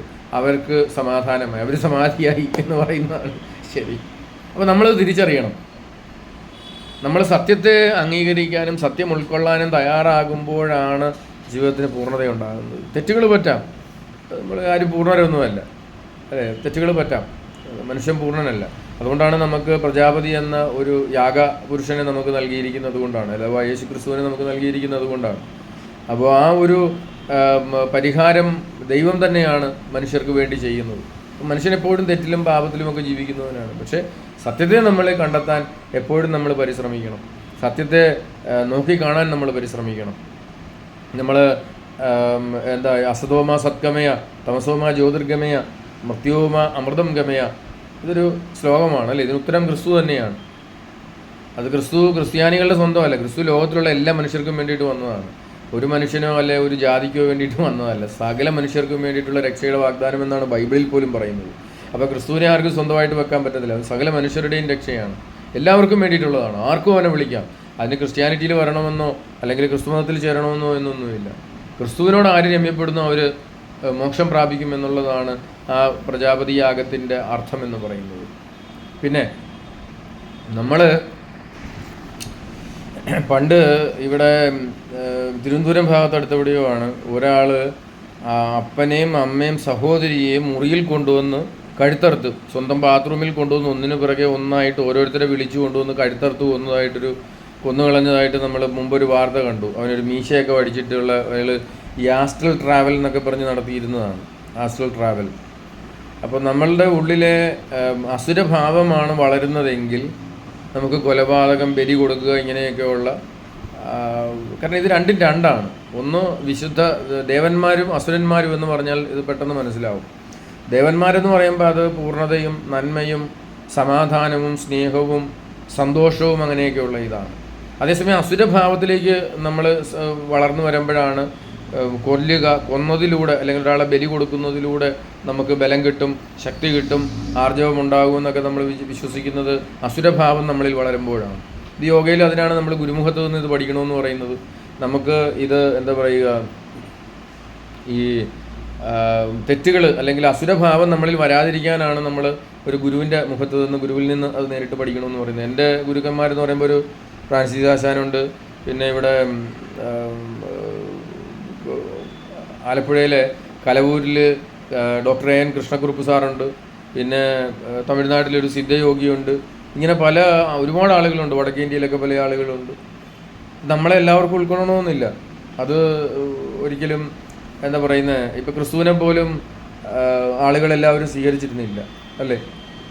അപ്പോൾ ലോകത്തിൻ്റെ ശക്തികളെ ലോകത്തിൻ്റെ ആളുകൾ കൈയടിക്കുകയും പാറാട്ടുകയൊക്കെ ചെയ്യും. അപ്പോൾ എല്ലാവരുടെയും സമൂഹത്തിലുള്ളൊരു പൊതു എന്താ പറയുന്നത്, സമൂഹത്തിനിടയിൽ നമുക്കുള്ളൊരു സമ്മതി ഉണ്ടാക്കിയെടുക്കുക അല്ല യോഗയെന്ന് ഉദ്ദേശിക്കുന്നത്. അത് ആത്മാവും പരമാത്മാവുമായുള്ളൊരു ബന്ധമാണ്, ആത്മാവിനെ തിരിച്ചറിയുന്നൊരു പ്രക്രിയയാണ്. അപ്പോൾ കുറുപ്പ് സാറിനെയൊക്കെ പോലെയുള്ള ആളുകളുടെ ഉപദേശങ്ങൾ അതൊക്കെ നമ്മളെ ഈ ഒരു അസുരഭാവം വളരാതിരിക്കാൻ നമ്മളെ സഹായിക്കുന്ന കാര്യങ്ങളാണ്. പക്ഷേ അത് വലിയ ശത്രുതയുണ്ടാകും. നമ്മൾ നന്മയിലേക്ക് വരുമ്പോഴത്തേക്ക് തീർച്ചയായിട്ടും തിന്മകൾ നമ്മളെ തകർക്കാനും ദൈവത്തിൽ നിന്ന് അകറ്റാനുമായിട്ട് ഒരുപാട് കലങ്കുഷമായ പ്രവൃത്തികൾ നമ്മുടെ ഉള്ളിൽ തന്നെ നടത്തും. അതാണ് അതിൻ്റെ ഒരു ഉദാഹരണമാണ് നമ്മൾ പുരാണത്തിൽ പാലാഴി കടയുന്നു എന്നൊക്കെ പറയുന്നത്. നമ്മുടെ ഉള്ളിലുള്ള തിന്മയെ എന്താ പറയുന്നത്, അശുദ്ധിയെ, അശുദ്ധ വിചാരങ്ങളെ, തിന്മയുടെ വിചാരങ്ങളെ കൊലപാതക അല്ലെങ്കിൽ ശത്രുത അല്ലെങ്കിൽ മൃഗീയ ഭാവങ്ങളെ നമ്മുടെ തന്നെ പ്രജ്ഞയെ കൊണ്ട്, തിരിച്ചറിവിനെ കൊണ്ട് കടഞ്ഞ്, അതാണ് ആ പാമ്പ് എന്ന് പറയുന്നത് നമ്മൾ കാണിക്കുന്നത്. പാമ്പിനെ ഇല്ലേ, വലിയ മലയെ ഇങ്ങനെ ഹിമാലയത്തെ വെച്ചിട്ട് ഇങ്ങനെ പാമ്പിനെ ചുറ്റിയാണത് വലിക്കുന്നത്. അപ്പോൾ ഈ പാമ്പെന്ന് പറയുന്നത് നമ്മുടെ തന്നെ തിരിച്ചറിവും പ്രജ്ഞയുമാണ്. ശിവൻ്റെയും ഒക്കെ കഴുത്തേലുള്ള പാമ്പുകളെന്നൊക്കെ പറയുന്നത് അതാണ്. അപ്പോൾ ഈ പാമ്പിനെ നമ്മുടെ തന്നെ തിരിച്ചറിവിനെ കൊണ്ട് നമ്മൾ അനുനിമിഷം കടഞ്ഞ് നമ്മിൽ നിന്ന് അശുദ്ധിയെ അല്ലെങ്കിൽ അധമ വികാരങ്ങളെ ഇല്ലായ്മ ചെയ്യുക. അപ്പോഴാണ് നമുക്ക് മോക്ഷം അഥവാ അമൃത് ലഭിക്കുന്നത് എന്നുള്ളതാണ് ആ കഥയിൽ നിന്ന് നമ്മൾ മനസ്സിലാക്കേണ്ടത്. അപ്പോൾ ഇത്തരം എന്താ പറയുന്ന നിഗൂഢമായ ചില പ്രവൃത്തികളാണ് ഇത്തരം സംഭവങ്ങളിൽ നമ്മൾ കാണുന്നത്. നെയ്യാറ്റിൻകരയിലെ ഈ പ്രശ്നങ്ങളിൽ കാണുന്നത്. ഇതിനു മുമ്പ് നമ്മൾ വേറെ ഈ ബന്ധപ്പെട്ടുകൊണ്ടിരിക്കുമ്പം വയറ്റിൽ കത്തി കുത്തിയൊക്കെ ഇറക്കുക, ഇതൊക്കെ മൃഗീയ ഭാവങ്ങൾ. ഇത് അസുരനോട് ചേർന്നത്. അപ്പോൾ പിശാചിൻ്റെ ഭാവം നമ്മളിൽ വളരുമ്പോഴാണ് ഇതൊക്കെ നമ്മൾ ചെയ്യുന്നത്. ഒരു യഥാർത്ഥ യോഗി ഇങ്ങനെയൊന്നും ചെയ്യത്തില്ല. നമ്മൾ വിശ്വാമിത്രനോ കണ്വ മഹർഷിയോ അല്ലെങ്കിൽ വാത്സായന മഹർഷി സ്ത്രീ വിഷയത്തെക്കുറിച്ച് അല്ലെങ്കിൽ ലൈംഗികതയെക്കുറിച്ച് ഗവേഷണം നടത്തിയ ഒരു ഇതാണ്. ഇവരെല്ലാം ബ്രഹ്മചാരികളാണ്. ഇപ്പോൾ ബ്രഹ്മചാര്യത്തിൽ നിൽക്കുന്ന ഒരാൾക്ക് ബലി കൊടുക്കാനായിട്ട് സാധിക്കത്തില്ല. ഇത്തരം നിഗൂഢതകൾ അവരുടെ ജീവിതത്തിൽ അതെല്ലാം ഓപ്പണായിരിക്കും. തുറന്ന ഒരു പുസ്തകം എന്ന് വേണമെങ്കിൽ പറയാം എല്ലാവർക്കും. അതാണ് അവർ സമാധിയാകുമ്പോൾ ആളുകളെ വിളിച്ചു കൂട്ടിയിട്ട് ഞാൻ സമാധിയാകുമെന്ന് പറഞ്ഞ്, അതാണ് ഞാൻ നേരത്തെ പറഞ്ഞത്, വെല്ലുവിളിച്ചുകൊണ്ടാണ് നമ്മുടെ സമകാലീന ബോധ്യങ്ങളെ വെല്ലുവിളിച്ചുകൊണ്ടാണ് അവർ ആത്മാവിനെ, ഈ ശരീരത്തെ ഉപേക്ഷിച്ചിട്ട് ആത്മാവ് പുറത്തേക്ക് പോകുന്നത്. അപ്പോൾ ഇതൊന്നുമില്ലാതെ ഇത്തരം നിഗൂഢമായ ഗോപ്യമായ പ്രവൃത്തികൾ, അത് ഒക്കൾട്ട് എന്നൊക്കെ പറയുന്നത് തന്നെ നിഗൂഢത എന്നാണ്. അപ്പം നിഗൂഢശാസ്ത്രങ്ങളിലേക്ക് ആളുകൾ പോകുന്നുണ്ടെങ്കിൽ അവിടെ അസുരഭാവം വളർന്നു എന്നാണ് നമ്മൾ മനസ്സിലാക്കേണ്ടത്. ഈ അസുരഭാവത്തിൽ നിൽക്കുമ്പോഴാണ് ബലി കൊടുക്കുക, കൊല്ലുക, ലൈംഗികമായി പീഡിപ്പിക്കുക തുടങ്ങിയ വികാരങ്ങൾ ഇതെല്ലാം നമുക്കുണ്ടാകുന്നത്. ഇപ്പം നമ്മൾ ചില വാർത്തകളിൽ നമ്മൾ കണ്ടതാണ്, ലൈംഗികമായി കുട്ടികളെ വരെ പീഡിപ്പിച്ചുകൊണ്ട് ചില കർമ്മങ്ങൾ ചെയ്യുന്നു. സൗന്ദര്യം വർദ്ധിക്കാൻ ലൈംഗികമായ നാരീപൂജ, നഗ്നപൂജ, ഇതൊക്കെ അധമ വികാരങ്ങളാണ്. ഇതൊക്കെ അസുരഭാവങ്ങളാണ്, അസുരനിൽ നിന്നുണ്ടാകുന്നതാണ്. അപ്പം നമ്മുടെ ഉള്ളിലെ പ്രജ്ഞയെ കൊണ്ട് നമ്മുടെ ഉള്ളിലെ തിന്മകളെ കടഞ്ഞ് അനുനിമിഷം അതിനെ ഇല്ലായ്മ ചെയ്ത് ശുദ്ധി ചെയ്തെടുക്കുമ്പോഴാണ് നമുക്ക് അമൃത അഥവാ മോക്ഷം സാധ്യമാകുന്നത്. അതായത് മലിനമായ മനസ്സും ശരീരവും ഉള്ളവന് ഒരിക്കലും സ്വർഗത്തിൽ അല്ലെങ്കിൽ ദേവലോകത്തിൽ കയറാൻ പറ്റത്തില്ല. നമ്മൾ മഹാബലിയുടെ ഒരു വീഡിയോ പണ്ട് വർഷങ്ങൾക്ക് മുമ്പ് ഞാൻ ഇട്ടിട്ടുണ്ട്. 2-3 വർഷങ്ങൾക്ക് മുമ്പ് ഞാൻ മഹാബലിയുടെ ഒരു വീഡിയോ ഓണത്തെക്കുറിച്ച് ഞാൻ ഇട്ടിട്ടുണ്ട്. അതിൻ്റെ കാര്യം ഇതാണ്, ദൈവത്തിൻ്റെ 3 ഭാവങ്ങൾ നമ്മിലുണ്ടാകണം. സൃഷ്ടിസ്ഥിതി സംഹാരത്തിൻ്റെ 3 ഭാവങ്ങൾ ഇത് നമ്മുടെ ഉള്ളിലുണ്ടാകണം. ദൈവവുമായി ഒരു ബന്ധമില്ലെങ്കിൽ നമുക്കൊരിക്കലും ദേവലോകത്ത് ചെന്നുവിടാൻ പറ്റത്തില്ല. എത്ര നന്മ ചെയ്തെന്ന് പറഞ്ഞാലും, എത്ര സൽകൃത്യങ്ങൾ ചെയ്തെന്ന് പറഞ്ഞാലും, എത്ര വലിയ തപസ് ചെയ്തെന്ന് പറഞ്ഞാലും, ത്യാഗം സഹിച്ചെന്ന് പറഞ്ഞാലും, ദൈവ ചൈതന്യം നമ്മളിൽ ഇല്ലെങ്കിൽ, ദൈവഭാവങ്ങൾ, ദൈവത്തിൻ്റെ ആ 3 ഭാവം നമ്മളിൽ ഇല്ലെങ്കിൽ നമുക്കൊരിക്കലും ദേവലോകത്ത് ചെല്ലാൻ പറ്റത്തില്ല. ഇതുകൊണ്ടാണ് ദേവലോകത്തുള്ള എല്ലാവരും പറഞ്ഞു, മഹാബലി അസുര രാജാവായതുകൊണ്ട് നിങ്ങളുടെ അസൂയയാണെന്ന് ഇന്ദ്രനെ കുറ്റപ്പെടുത്തി. അങ്ങനെയാണ് ഗത്യന്തരമില്ലാതെ മഹാവിഷ്ണു ഇത് പരിശോധിക്കാനായിട്ട് വരുന്നത്. ഇതൊക്കെ സത്യമാണ്. എന്നുവെച്ചാൽ ഇതൊരു കഥയിലൂടെ അവതരിപ്പിക്കുകയാണ്. പക്ഷെ അതിൻ്റെ പിന്നിലുള്ള ആ ഗുണപാഠം അത് സത്യം തന്നെയാണ്. അതിന് നമുക്ക് ഒരിക്കലും തൃണവൽക്കരിക്കാനായിട്ട് സാധിക്കുകയില്ല. അപ്പോൾ ഭൂമിയിൽ വന്ന് ചോദിച്ചപ്പോൾ അസുരൻ എവിടെയാണ് ദൈവവുമായിട്ട് ബന്ധം? 3 അടി മണ്ണ് എന്ന് ഉദ്ദേശിക്കുന്ന അടിസ്ഥാനമാണ്, മനുഷ്യൻ്റെ അടിസ്ഥാനമാണ് ദൈവം. കാരണം ദൈവത്തിൽ അല്ലെങ്കിൽ അവനിലാണ് നമ്മൾ നിലനിൽക്കുന്നത്. ദൈവത്തിൻ്റെ ഓർമ്മയിൽ നിന്ന് നമ്മൾ നഷ്ടപ്പെടുമ്പോഴാണ് നമ്മൾ ഇവിടുന്ന് മാറ്റപ്പെടുന്നത്, അല്ലേ? അപ്പോൾ ദൈവമാണ് നമ്മുടെ അടിസ്ഥാനം. അപ്പോൾ ആ അടിസ്ഥാനം എന്ന് പറയുന്നത് മണ്ണ് എന്നുള്ള ഇതിൽ അങ്ങനെ ചോദിക്കുന്നതാണ്, ദൈവികമായ അടിസ്ഥാനം. അപ്പോൾ ദൈവത്തിൻ്റെ 3 ഭാവങ്ങളെയാണ് ചോദിച്ചത്, അല്ലാതെ വെറുതെ 3 അടി മണ്ണ് എന്നുള്ളതല്ല. മണ്ണാണ് മനുഷ്യൻ്റെ അടിസ്ഥാനം, അല്ലേ? നമ്മളൊന്ന് നിൽക്കുന്നത് മണ്ണിലാണ്, ഭൂമിയിലാണ്. അപ്പം മനുഷ്യൻ്റെ അടിസ്ഥാനം എന്ന് പറഞ്ഞാൽ പരമപ്രധാനമായിട്ടും ദൈവം തന്നെയാണ്. ദൈവത്തിൽ നിന്ന് നമ്മൾ ദൈവത്താൽ സൃഷ്ടിക്കപ്പെട്ട്, ദൈവത്താൽ നയിക്കപ്പെട്ട്, ദൈവത്താൽ പരിപാലിക്കപ്പെട്ട് പോകുന്നത് കൊണ്ടാണ് നമ്മൾ ഈ അവസ്ഥയിൽ ഇങ്ങനെ നിൽക്കുന്നത്. നമ്മുടെ ആത്മാവ് അന്ത്യം വരെ, നരകത്തിലേക്ക് നമ്മൾ നടുന്നത് വരെ അല്ലെങ്കിൽ നമ്മളെ ഉപേക്ഷിക്കുന്നത് വരെ ദൈവമാണ് നമ്മളെ മുന്നോട്ട് കൊണ്ടുവന്നത്. അപ്പോൾ ദൈവം തന്നെയാണ് നമ്മുടെ അടിസ്ഥാനം. അപ്പോൾ ദൈവഭാവം നമ്മളിലുണ്ടോ, ആ അടിസ്ഥാനം നമ്മളിലുണ്ടോ, അടിസ്ഥാനമാകുന്ന ദൈവഭാവം നമ്മളിലുണ്ടോ എന്നുള്ളതാണ് മഹാവിഷ്ണു വാമനൻ്റെ രൂപത്തിൽ വന്ന് ചോദിക്കുന്നത്. അപ്പം ദൈവവുമായിട്ട് എവിടെയാണ് ബന്ധം? അസുരന് ദൈവവുമായിട്ട് ബന്ധമില്ല. അതുകൊണ്ടാണ് പുള്ളിക്കാരൻ സ്വയം കിരീടം ഊരി വെച്ചിട്ട് പറഞ്ഞ് ഞാൻ സ്വയം പാതാളത്തിലേക്ക് പൊയ്ക്കോളാം, സ്വർഗത്തിലേക്ക് ഞാൻ വരുന്നില്ല എന്ന് പറഞ്ഞു. അസുരനൊരിക്കലും ദൈവവുമായിട്ട് ബന്ധമില്ല. ദൈവവുമായിട്ട് ബന്ധം ഉണ്ടാകാൻ വേണ്ടിയിട്ടാണ് നമ്മൾ യാഗങ്ങൾ, പൂജകളെന്നൊക്കെ പറഞ്ഞ് ഇത്ര വർഷത്തെ യാഗമെന്നൊക്കെ പറഞ്ഞ് നടത്തുന്നുണ്ടല്ലോ. 1000 വർഷത്തെ തപസ്, ഒറ്റക്കാലിൽ തപസ് എന്നൊക്കെ പറയുന്നുണ്ട്. ഇതിനൊക്കെ ചില അർത്ഥങ്ങളുണ്ട്. അല്ലാതെ ഈ 1000 വർഷമൊക്കെ നമുക്ക് തപസ് ചെയ്യാൻ പറ്റുമോ? ഇല്ല.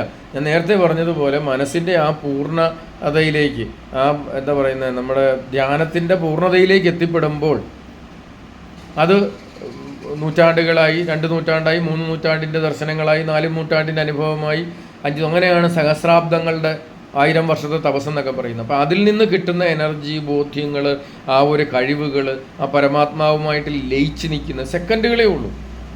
അതിനപ്പുറത്തോട്ട് പോയാൽ പിന്നെ ആ നിമിഷം നമ്മുടെ ആത്മാവ് അങ്ങോട്ട് കയറിപ്പോകും.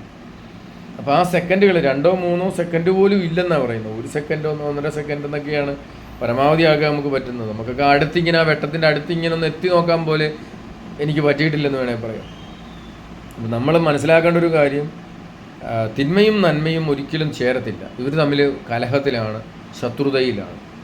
അതായത് അന്ധകാരവും പ്രകാശവും തമ്മിൽ ഏത് സമയവും യുദ്ധത്തിലാണ്. പ്രകാശം എവിടെ വരുന്നോ അവിടുന്ന് അന്ധകാരം പലായനം ചെയ്യും. പ്രകാശം എവിടെ കുറയുന്നോ അവിടെ അന്ധകാരം വർദ്ധിക്കും, വ്യാപിക്കും, അല്ലേ? അപ്പം നമ്മുടെ ഉള്ളിലെ പ്രകാശത്തെ കുറയാൻ അനുവദിക്കുമ്പോഴാണ് നമ്മൾ തിന്മയുടെ ഭാവങ്ങൾ വളരുന്നത്. അതിലൊരു ഉദാഹരണമാണ് ഞാൻ പറഞ്ഞത്. മറ്റേ കുടുംബാംഗങ്ങളെ മുഴുവൻ കൊണ്ടുവന്ന് ഇതുപോലെയുള്ള ആസ്ട്രൽ ട്രാവല്, പിന്നെ മറ്റേ കുറേ ഒക്കൾട്ട്, അങ്ങനെയുള്ള കുറേ സാധനങ്ങളൊക്കെ പഠിച്ചുകൊണ്ടിരുന്ന ഒരുത്തൻ മീശയൊക്കെ പഠിച്ചിട്ട് ഒരുത്തൻ വന്ന് കഴുത്തറുത്ത് കൊല്ലത്തോ തിരുവനന്തപുരത്തോ കണ്ട, നെയ്യാറ്റിൻകരയോടെയും കണ്ട തന്നെയാന്ന് തോന്നുന്നു.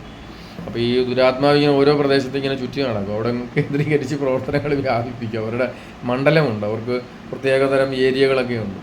അതിലേക്ക് വേറൊരു ദുരാത്മാവ് വരത്തിൽ അങ്ങനെയൊക്കെ ഉണ്ട്. അതുകൊണ്ടാണ് ബൈബിളിൽ തന്നെ നമ്മൾ കാണുന്നുണ്ട്, അസ്മദുവൂസ് എന്ന് പറയുന്ന ഭൂതത്തെ പിടിച്ചു കഴിയുമ്പോൾ ആ പിശാച് ഈജിപ്തിലേക്ക് പലായനം ചെയ്ത മറ്റൊരു ടെറിട്ടറിയിലേക്കാണ് അവനെ വിടുന്നത്.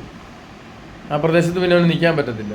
അപ്പോൾ അങ്ങനെയുള്ള കാര്യങ്ങളൊക്കെ ഇതിനകത്തുണ്ട്, ഇല്ലെന്നൊന്നും നമുക്ക് പറയാൻ പറ്റത്തില്ല. അപ്പോൾ നമ്മൾ മനസ്സിലാക്കേണ്ടത്, എപ്പോഴും ദേവഭാവത്തിൽ നമ്മൾ നിലനിൽക്കാനായിട്ട് ശ്രമിക്കുക, ദൈവത്തോട് ചേർന്ന് നിൽക്കാനായിട്ട് ശ്രമിക്കുക.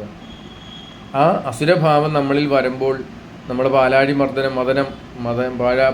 മദനം എന്ന് പറയുന്ന ആ ഒരു കടച്ചിൽ, അല്ലേ, വെണ്ണ നെയ്യ് കടഞ്ഞെടുക്കുന്നത് പോലെ അമൃത് കടയുന്ന ആ ഒരു പ്രക്രിയ നമ്മുടെ ഉള്ളിൽ അനുനിമിഷം, ആ ഒരു ശുദ്ധീകരണ പ്രക്രിയ അല്ലെങ്കിൽ ഒരു കടച്ചിൽ നമ്മൾ കടഞ്ഞെടുത്തുകൊണ്ടേയിരിക്കണം. നന്മയെ നമ്മൾ ഒരുമിച്ച് കൂട്ടിക്കൊണ്ട് വർദ്ധിപ്പിച്ചുകൊണ്ടിരിക്കണം. ചെറിയൊരു അഗ്നി, സ്ഫുലിംഗം, അതിനെ നമ്മൾ ഊതി കത്തിച്ച് വലിയൊരു അഗ്നിയാക്കി മാറ്റുന്നത് പോലെ, അഗ്നികുണ്ഠമാക്കി മാറ്റുന്നത് പോലെ വലിയ ചെറിയൊരു ഇത് മതി, വളരെ ചെറിയ ഒരു ഇത് മതി. വലിയൊരു ഇപ്പം തന്നെ നമ്മുടെ കാലിഫോർണിയയിലെ തീപിടുത്തം ഈ വർഷമല്ല 2025 നമ്മൾ കണ്ടതാണ്.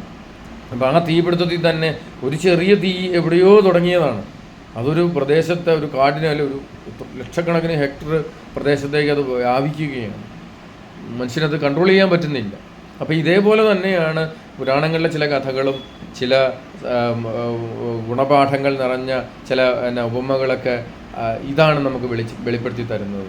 ഓരോ കഥകളിലൂടെ നമുക്ക് വെളിപ്പെടുത്തി തരുന്ന ഇതാണ്. ഇപ്പോൾ രക്തബീജൻ അസുരൻ എന്ന് പറയുന്ന അസുരൻ്റെ കഥ, അത് വെറുപ്പും വിദ്വേഷത്തെക്കുറിച്ചും കൂടെയുള്ള ഒരു തിയറിയാണത്.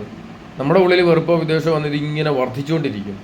അതിനെ ദേവി എന്താ ചെയ്തു? ഹുങ്കാരവും പുറപ്പെടുവിക്കുക ചെയ്തു. വെറുപ്പും വിദ്വേഷവും ഉണ്ടോ, എന്ന് പറയുന്ന ആ ഒരു ഇത് വെച്ച് നമ്മുടെ ഈ സോളാർ പ്ലെക്സിസ് അനാഹതം എന്ന് പറയുന്ന ഈ ഒരു ഇതിനെ, എവിടെയാണ് നമ്മുടെ കൺട്രോൾ, എമോഷൻസ് എല്ലാം കൺട്രോൾ ചെയ്യുന്ന ആ ഒരു ഭാഗത്ത് നമുക്കൊരു പെട്ടെന്നൊരു വികാരം, ദേഷ്യം അല്ലെങ്കിൽ സങ്കടം അല്ലെങ്കിൽ ഞെട്ടലൊക്കെ ഉണ്ടാകുമ്പോൾ ഇവിടെ ഇങ്ങനെ ഒരു ആളൽ, ഒരു കാളിപ്പിടുത്തം, ഇങ്ങനെ ഒരു മിന്നൽ എന്നൊക്കെ പറയുന്നത് പോലെ ഈ നെഞ്ചുകുഴിക്ക് ഇങ്ങനെ ഉണ്ടാവും.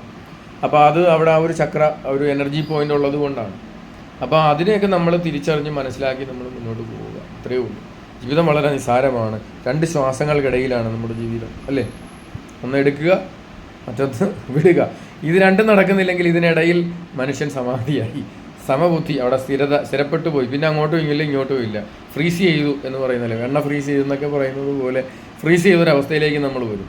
അപ്പം ഇത് തിരിച്ചറിഞ്ഞു കഴിഞ്ഞാൽ മാത്രമേ നമ്മുടെ ഈ ജീവിതത്തിന് നമുക്കൊരു എന്താ പറയുക, ഒരു മത്സരബുദ്ധി ഇല്ലാതെ, അല്ലെങ്കിൽ അഹിംസവാദത്തിലൂടെ അല്ലെങ്കിൽ അഹിംസയിലൂടെ നമുക്ക് മുന്നേറാനായിട്ട് സാധിക്കത്തുള്ളൂ. അല്ലെങ്കിൽ ഹിംസ്ര ജന്തുവിനെ പോലെ ഹിംസിക്കുന്ന പ്രക്രിയകളായിരിക്കും നമ്മൾ കാണിക്കുന്നത്. അതിൻ്റെ ഭാഗമാണ് ഈ ഒക്കൾട്ട് ഇതുപോലുള്ള മന്ത്രവാദങ്ങളൊക്കെ പഠിച്ചിട്ട് വന്നിട്ട് ഓരോരുത്തരെ കൊല്ലുക, പീഡിപ്പിച്ച് കൊല്ലുക, പച്ചയ്ക്ക് കത്തിക്കുക, കഷ്ണമായിട്ട് മുറിച്ച് പല സ്ഥലത്ത് കൊണ്ടുപോയി കുഴിച്ചിടുക, വലിച്ചെറിയുക, ഇങ്ങനെയൊക്കെയുള്ള പ്രക്രിയകളെല്ലാം പിശാചിൽ നിന്നാണ്. പ്രത്യേകിച്ച് കഴുത്തറുത്ത് കൊല്ലുക, ഇതൊക്കെ പിശാചിൻ്റെ പ്രക്രിയകളാണ്. നമ്മൾ കാണുന്ന ഓരോ വീഡിയോകളൊക്കെ, അല്ലേ, പൈശാചികമാണ്, ദൈവികവുമായിട്ട് അതിന് ബന്ധമില്ല. അത് തിരിച്ചറിയണം. അത് ഏത് മതക്കാർ ചെയ്ത്, ഏത് ഇതിൻ്റെ പ്രത്യയശാസ്ത്രത്തിൻ്റെ പേരിൽ ചെയ്തെന്ന് പറഞ്ഞാലും അത് ദൈവീകമല്ല. ദൈവം ജീവൻ കൊടുക്കുന്നവനാണ്, സൃഷ്ടാവാണ്, സൃഷ്ടിച്ചുകൊണ്ടേയിരിക്കുകയാണ്. ഇപ്പോഴും സൃഷ്ടികർമ്മം തുടർന്നുകൊണ്ടിരിക്കുകയാണെന്നുള്ളതാണ് എനിക്ക് തോന്നുന്നത്. ഉണ്ടാകട്ടെ എന്ന് പറഞ്ഞത് ഇപ്പോഴും തീർന്നിട്ടില്ല, ഉണ്ടായിക്കൊണ്ടിരിക്കുകയാണ് അല്ലേ. മനുഷ്യരുണ്ടായിക്കൊണ്ടിരിക്കുന്നു, മൃഗങ്ങളുണ്ടായിക്കൊണ്ടിരിക്കുന്നു, ഷഡ്പദങ്ങൾ, ജീവജാലങ്ങളെല്ലാം കണ്ടിന്യൂസ് ആയിട്ട് ഉണ്ടായിക്കൊണ്ടിരിക്കുന്നു. അതിൻ്റെ ആ ഒരു വൈബ്രേഷൻ നിന്ന് കഴിയുമ്പോഴാണ് സംഹാരം ആരംഭിക്കുന്നത്, അഥവാ അന്ത്യം, ലോകാവസാനം എന്നൊക്കെ പറയുന്നത് ആരംഭിക്കുന്നത് അവിടെ നിന്നാണ്. ആ അന്ന് പറഞ്ഞ ആ ഒരു വാക്കിൻ്റെ പവർ ഇപ്പോഴും ഉണ്ട്. എന്നാണ് പറഞ്ഞതെന്ന് നമുക്കറിയത്തില്ല. ശാസ്ത്രം പറയുന്നു എത്രയോ ലക്ഷം കോടികളുടെയൊക്കെ മുമ്പാണ് ഭൂമി ഉണ്ടായത്, അല്ലെങ്കിൽ സൗരയൂഥമൊക്കെ ഉണ്ടായെന്നൊക്കെ പറയുന്നുണ്ട്. അപ്പോൾ അന്ന് പറഞ്ഞ ആ ഒരു വാക്കിൻ്റെ പവർ ഇപ്പോഴും നിൽക്കുകയാണ്. ദൈവത്തിൻ്റെ ആ ഒരു ശബ്ദം ഇപ്പോഴും ഇങ്ങനെ നിൽക്കുകയാണ്. വചനം ഉണ്ടാകട്ടെ എന്ന് പറയുന്ന ആ ഒരു വചനം. ഇന്നിപ്പോൾ ക്വാണ്ടം ഫിസിക്സ് ഇത് സ്ഥാപിക്കുന്നുണ്ട്. ഒരുവൻ ചിന്തിച്ചു, ഒരു മനുഷ്യനെന്നല്ല, ഒരുവൻ ചിന്തിച്ചു, ആ ചിന്തയിൽ ഊർജം പ്രവഹിച്ചു, ആ ഊർജത്തിൽ നിന്ന് ആറ്റങ്ങളുണ്ടായി, ആറ്റങ്ങൾ തന്മാത്രകൾ കൂടിച്ചേർന്ന് ഇങ്ങനെ പ്രപഞ്ചമുണ്ടായി, പലതും സൃഷ്ടിക്കപ്പെട്ടു എന്നാണ് പറയുന്നത്. ഇന്നത് ബിഗ് ബാങ് തിയറി അസ്ഥാനത്തായിക്കൊണ്ടിരിക്കുകയാണ്. ഇത് ദൈവം സൃഷ്ടിച്ചത് തന്നെയാണ് ഈ പ്രപഞ്ചത്തെയും മനുഷ്യനെയും എല്ലാം. അപ്പോൾ ദൈവഭാവത്തോട് നമ്മൾ ചേർന്ന് നിൽക്കാൻ നമ്മൾ തയ്യാറാകണം. ദൈവിക ഭാവത്തോട് ചേർന്ന് നിൽക്കാൻ നമ്മൾ തയ്യാറാകണം. അങ്ങനെ തയ്യാറാകുമ്പോൾ മാത്രമാണ് നമ്മളിൽ അമൃത് അഥവാ മോക്ഷം വർദ്ധിക്കുന്നത്, നിത്യജീവൻ എന്നൊക്കെ പറയുന്നത്. ആ തിന്മയും ഇതുപോലെയുള്ള പ്രവൃത്തികളൊക്കെ ആയിട്ട് നടക്കുമ്പോൾ നമുക്കൊരിക്കലും അത് ദൈവവുമായിട്ട് ബന്ധമില്ല. അപ്പോൾ ഇന്ന് പലരും അസുരനെയാണ് ഇഷ്ടപ്പെടുന്നത്. കാരണം മഹാബലിയെയാണ് നമ്മളെല്ലാം വിളിച്ച് ആദരിച്ച് ഇത് ചെയ്യുന്നത്. കാരണം അന്ത്യകാലം അസുരഭാവം വർദ്ധിക്കും, തിന്മ വർദ്ധിക്കും, നന്മയെ തിന്മയെന്ന് വിളിക്കുന്ന കാലം വരുന്നു എന്ന് പറയുന്നത് കൊണ്ടാണ് അല്ലേ. ഇതൊക്കെ നമ്മൾ തിരിച്ചറിയേണ്ട സമയങ്ങളാണ്. അപ്പോൾ കഴുത്തറുത്ത് കൊന്നിട്ടില്ലെങ്കിൽ, ബലി കൊടുത്തിട്ടില്ലെങ്കിൽ, അപ്പനെ നെയ്യാറ്റിൻകരയിൽ ബലി കൊടുത്തില്ലെങ്കിൽ അത് ഭാഗ്യം, മോശം, നല്ലത് എന്നൊക്കെ നമുക്ക് വിശ്വസിച്ച് ആശ്വസിക്കാം. സാധ്യത കാണുന്നുണ്ട്. ഇന്ന് ഞാൻ പകൽ തന്നെ DGPക്ക് മെയിൽ വിട്ടു. എന്തു വന്നാലും ഇത് തുറന്ന് പരിശോധിക്കണം, ഇല്ലെങ്കിൽ ഇത് ശരിയാകത്തില്ല. കാരണം അത് അറിയേണ്ട, ഇതൊരു നിയമവ്യവസ്ഥയുണ്ട് നമുക്ക്. ആ നിയമവ്യവസ്ഥയെ വിശ്വാസം കൊണ്ടോ അന്ധവിശ്വാസം കൊണ്ടോ കുറേ ആളുകൾ കൂടി നിന്നത് കൊണ്ടോ ഒന്നും മതവികാരം ഇളക്കി വിട്ടൊന്നും അതിനെ നേരിടാനായിട്ട് ആരും തയ്യാറാകരുത്. അത് വലിയ ദൂരവ്യാപകമായ പ്രത്യാഘാതങ്ങൾ നമ്മുടെ ഇവിടുത്തെ വ്യവസ്ഥിതികളിൽ സൃഷ്ടിക്കപ്പെടും. അതുകൊണ്ട് ഒരിക്കലും അതിനെ നമുക്ക് അംഗീകരിക്കാൻ പറ്റത്തില്ല. അപ്പം സമാധിയിൽ ആരും കാണരുതെന്ന് പറയുന്നെങ്കിൽ തന്നെ അവിടെ എന്തോ കൃത്രിമം നടന്നിട്ടുണ്ട്. കാരണം സമാധി എന്ന് പറയുന്നത് പരസ്യമാണ്, അത് രഹസ്യമായിട്ട് ഗോപ്യമായിട്ട് ചെയ്യേണ്ട ഒന്നല്ല. സ്വാമിമാർ പോലും അത് ഇപ്പോഴും സമാധികൾ നടക്കുന്നുണ്ട്. ഡെയിലി എന്ന കണക്ക് അല്ലെങ്കിൽ മാസത്തിൽ ഒന്നോ രണ്ടെന്നെങ്കിലും വെച്ചിട്ട് മിനിമം നടക്കുന്നുണ്ട് വടക്കേ ഇന്ത്യയിലെ സമാധികൾ. ശ്രേഷ്ഠന്മാരായ യോഗാചാര്യന്മാർ ഒരു സമാധിയാവുകയാണ് ചെയ്യുന്നത് അല്ലേ. നമ്മുടെ ശിവഗിരി മഠത്തിലൊക്കെ സ്വാമിമാരുണ്ട്. ആ പാരമ്പര്യത്തിലൊക്കെ കുറച്ചൊക്കെ ചെയ്തു വരുന്നവരാണ് അവർ. നമ്മൾ അന്ധവിശ്വാസങ്ങൾക്ക് പുറകെ അല്ലെങ്കിൽ മാനുഷികമായ മനസ്സിൻ്റെ കഴിവുകൾ വർദ്ധിപ്പിക്കാൻ എന്ന വ്യാജേന നമ്മൾ ഒരിക്കലും ഇത്തരം പ്രവർത്തികളിലേക്ക് പോകരുത്. അത് തിന്മയാണ്. ഇപ്പം തന്നെ ചില ആളുകൾ, ഞാൻ പറഞ്ഞുതരാം, കഴിഞ്ഞ കാല ജീവിതത്തെക്കുറിച്ച് പറയുന്ന, ഞാൻ കഴിഞ്ഞ കാലത്ത് ഇങ്ങനെ, ഇത് വെറുതെയാണ്, നമുക്കതൊന്നും കിട്ടത്തില്ല. ഞാനിങ്ങനെ മറ്റിടത്ത് വേശ്യയായിരുന്നു, അല്ലെങ്കിൽ ഞാൻ ചണ്ടാളനായിരുന്നു. ഇതൊക്കെ നമ്മുടെ ഒരു തോന്നൽ മാത്രമാണ്. മനുഷ്യന് ഒരു ജന്മമേ ഉള്ളൂ, ഒറ്റ ജന്മമേ ഉള്ളൂ. പിന്നെ മറ്റൊരാളുടെ ജന്മത്തിൽ ചേരാം. അതാണ് ഈ ഭൂതങ്ങളുടെ ദേഹത്ത് ആവസിക്കുന്നതെന്നൊക്കെ പറയുന്നത്. ഞാൻ സമാധിയായിട്ട് പുറത്തു വന്നു, അത് കഴിയുമ്പോൾ നല്ലൊരാളെ നോക്കി, നല്ല ഒരു ലഗ്നം നോക്കി, അല്ലെ അങ്ങനെയൊക്കെ സമയമൊക്കെ നോക്കിയിട്ട് ഒരുത്തൻ്റെ ദേഹത്ത് എനിക്ക് ആവസിച്ച് കയറാം. അതാണ് ക്രിസ്തു ഓരോരുത്തൻ്റെ ദേഹത്തു നിന്ന് പുറത്താക്കിയെന്ന് പറയുന്നത്. അപ്പം അത് നന്മയുടെ ഭാവത്തിലുള്ള അല്ലെങ്കിൽ ദേവഭാവത്തിലുള്ള ദേവലോകത്തേക്ക് രജിസ്റ്റർ ചെയ്യപ്പെട്ടിട്ടുള്ള ഒരു ആളും സമാധിയായാൽ മറ്റൊരാളുടെ ദേഹത്ത് കയറത്തില്ല. അവന് ഒറ്റ ജീവിതമേ ഉള്ളൂ. ഒരിക്കൽ ജനിച്ചു, ഒരിക്കൽ ഇവിടുന്ന് സമാധിയായി, പിന്നീട് അത് സ്വർഗ്ഗലോകത്ത് കാണാം, ടാറ്റ ഗുഡ് ബൈ എന്നൊക്കെ പറഞ്ഞതുപോലെ അങ്ങ് പോകത്തേ ഉള്ളൂ. പക്ഷേ അസുരഭാവത്തിലുള്ളവരാണെങ്കിൽ മറ്റു പലരുടെയും ദേഹത്ത് കയറി മറ്റുള്ളവരുടെ ജീവിതവും കൂടെ നശിപ്പിച്ച് മൊത്തം കുളവാക്കി അല്ലേ. ഒരു നന്മയുടെ ആളായിരിക്കാം, ചിലപ്പോൾ ജനിക്കുന്നത് ദൈവമായിരിക്കുന്ന ഒരു നല്ല ആത്മാവിനെ ആയിരിക്കാം. പക്ഷേ ജനന സമയത്ത് ദേഹത്തേക്ക് ആവസിക്കുന്നത് ഒരു തിന്മയുടെ ഇതാണെങ്കിൽ അവിടെ അയാളുടെ ജീവിതം കുട്ടിച്ചോറായിപ്പോവും. ഇത് ഈ നമ്മുടെ ഉള്ളിൽ മറ്റൊന്നിങ്ങനെ കയറി ഇങ്ങനെ വലയത്തിൽ ഇങ്ങനെ കവർ ചെയ്ത് നിൽക്കുകയാണ്. അപ്പോൾ അത് നമുക്ക് അതിനകത്ത് ആ വ്യക്തി എന്ന നിലയ്ക്ക് അയാൾക്ക് പ്രവർത്തിക്കാൻ പറ്റത്തില്ല. പകരം ഈ ആവസിച്ച് കയറുന്ന ആത്മാവായിരിക്കും അയാളെ കൺട്രോൾ ചെയ്ത് മുന്നോട്ട് കൊണ്ടുപോകുന്നത്. അപ്പോൾ അതുകൊണ്ടാണ് നമ്മൾ പറയുന്നത് ഗർഭകാലത്ത് പ്രാർത്ഥനയിലും മറ്റുമൊക്കെ വ്യാപരിക്കണമെന്നുള്ളത്. ഇതിനൊരു ഉദാഹരണം പുരാണത്തിലുണ്ട്. അതായത് എനിക്ക് തോന്നുന്നു ദശരഥ മഹാരാജാവാണെന്ന് തോന്നുന്നു അദ്ദേഹം, അല്ലെങ്കിൽ അതോ ശ്രീരാമനാണോ എന്ന് എനിക്കറിയത്തില്ല. അല്ല, ദശരഥനാണ്. ദശരഥ മഹാരാജാവ് ഭാര്യയുടെ അടുക്കിലേക്ക് പോകുമ്പോഴൊക്കെയും അദ്ദേഹത്തെ രാജഗുരുവിൻ്റെ അടുക്കൽ ചെന്ന്, യോഗിയുടെ അടുക്കൽ ചെന്ന് അവിടുന്ന് സമയമൊക്കെ കുറിപ്പിച്ച് അതിനൊരു നല്ല നടപ്പൊക്കെ ഉണ്ട്. ഈ നായാട്ടൊക്കെ കഴിഞ്ഞ് വന്നിച്ച് നേരെ അന്തപുരത്തിലേക്ക് പോയി മഹാറാണിയുടെ കൂടെ സഹിക്കാൻ പറ്റത്തില്ല. അപ്പോൾ മഹാറാണിയുടെ അടുക്കൽ പോകുമ്പം ഉണ്ടാകുന്നത് സൽപുത്രനാണ്, അല്ല രാജപുത്രനാണ്, രാജകുമാരനാണ്, രാജാവാകേണ്ടവനാണ്. അപ്പോൾ സൽപുത്രൻ ഉണ്ടാകണം അല്ലേ? നമുക്കൊരു സൽപുത്രൻ പിറന്നല്ലോ എന്നും പറഞ്ഞൊരു പാട്ടൊക്കെ ഉണ്ടല്ലോ. അപ്പോൾ അതേപോലെ സൽപുത്രന്മാരുണ്ടാകണമെങ്കിലും പുത്രികൾ ഉണ്ടാകണമെന്നുണ്ടെങ്കിൽ അത് വെറുതെ പോയി ചുമ്മാ കൂടെ കിടന്നു കഴിഞ്ഞാൽ സൽപുത്രനും സൽപുത്രിയും ഒന്നും ഉണ്ടാകത്തില്ല. അപ്പോൾ അതിന് രാജഗുരു പറഞ്ഞു കൊടുക്കും, ഇത്ര ശ്ലോകങ്ങൾ ചെല്ലണം, ഇത്ര നാൾ പ്രാർത്ഥിക്കണം, ഇന്ന തപശ്ചര്യകൾ ചെയ്യണം, ഉപവാസം, വ്രതങ്ങൾ, ഇങ്ങനെ കുറേ കാര്യങ്ങൾ, രാവിലെ അമ്പലത്തിൽ പോകണം, പള്ളിയിൽ പോകണം എന്നൊക്കെ പറയുന്നത് പോലെയുള്ള ഓരോരോ നിഷ്ഠകൾ കൊടുക്കും. ഇത് 1 വർഷം 6 മാസം 8 മാസമൊക്കെ കഴിയുമ്പോഴാണ് അന്തപുരത്തിലേക്ക് മഹാറാണിയുടെ ഒപ്പം വിടുന്നത്. അല്ല, അതിനാണ് രാജഗുരുവിനെ നിയമിച്ചേക്കുന്നത്. രാജാവ് തോന്നിയാസം കാണിക്കാൻ പാടില്ല. ഇത് വളരെ മഹത്തായ ഒരു ശ്രേഷ്ഠമായ ഒരു സംസ്കാരം നമുക്കിവിടെ ഉണ്ടായിരുന്നു എന്നുള്ളതിന് തെളിവാണിത്.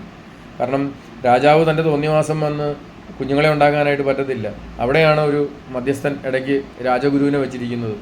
ആ ഗുരുവിൻ്റെ അടുക്കെ വന്ന് ഇത്തരം കാര്യങ്ങൾ ചോദിച്ചറിഞ്ഞ് തൻ്റെ ആത്മീയ സ്ഥിതി ഗുരു കണ്ടെത്തി അതിപ്പോൾ പറ്റത്തില്ല, മോശം സമയമാണ്, വളരെയേറെ പൈശാചിക ചിന്തകളും സ്വാധീനങ്ങളുമുള്ളൊരു സമയമാണ്, അതുകൊണ്ട് മഹാറാണിയുടെ അടുക്കെ പോകാൻ പാടില്ല എന്ന് പറയുന്നത് കൊണ്ടാണ്.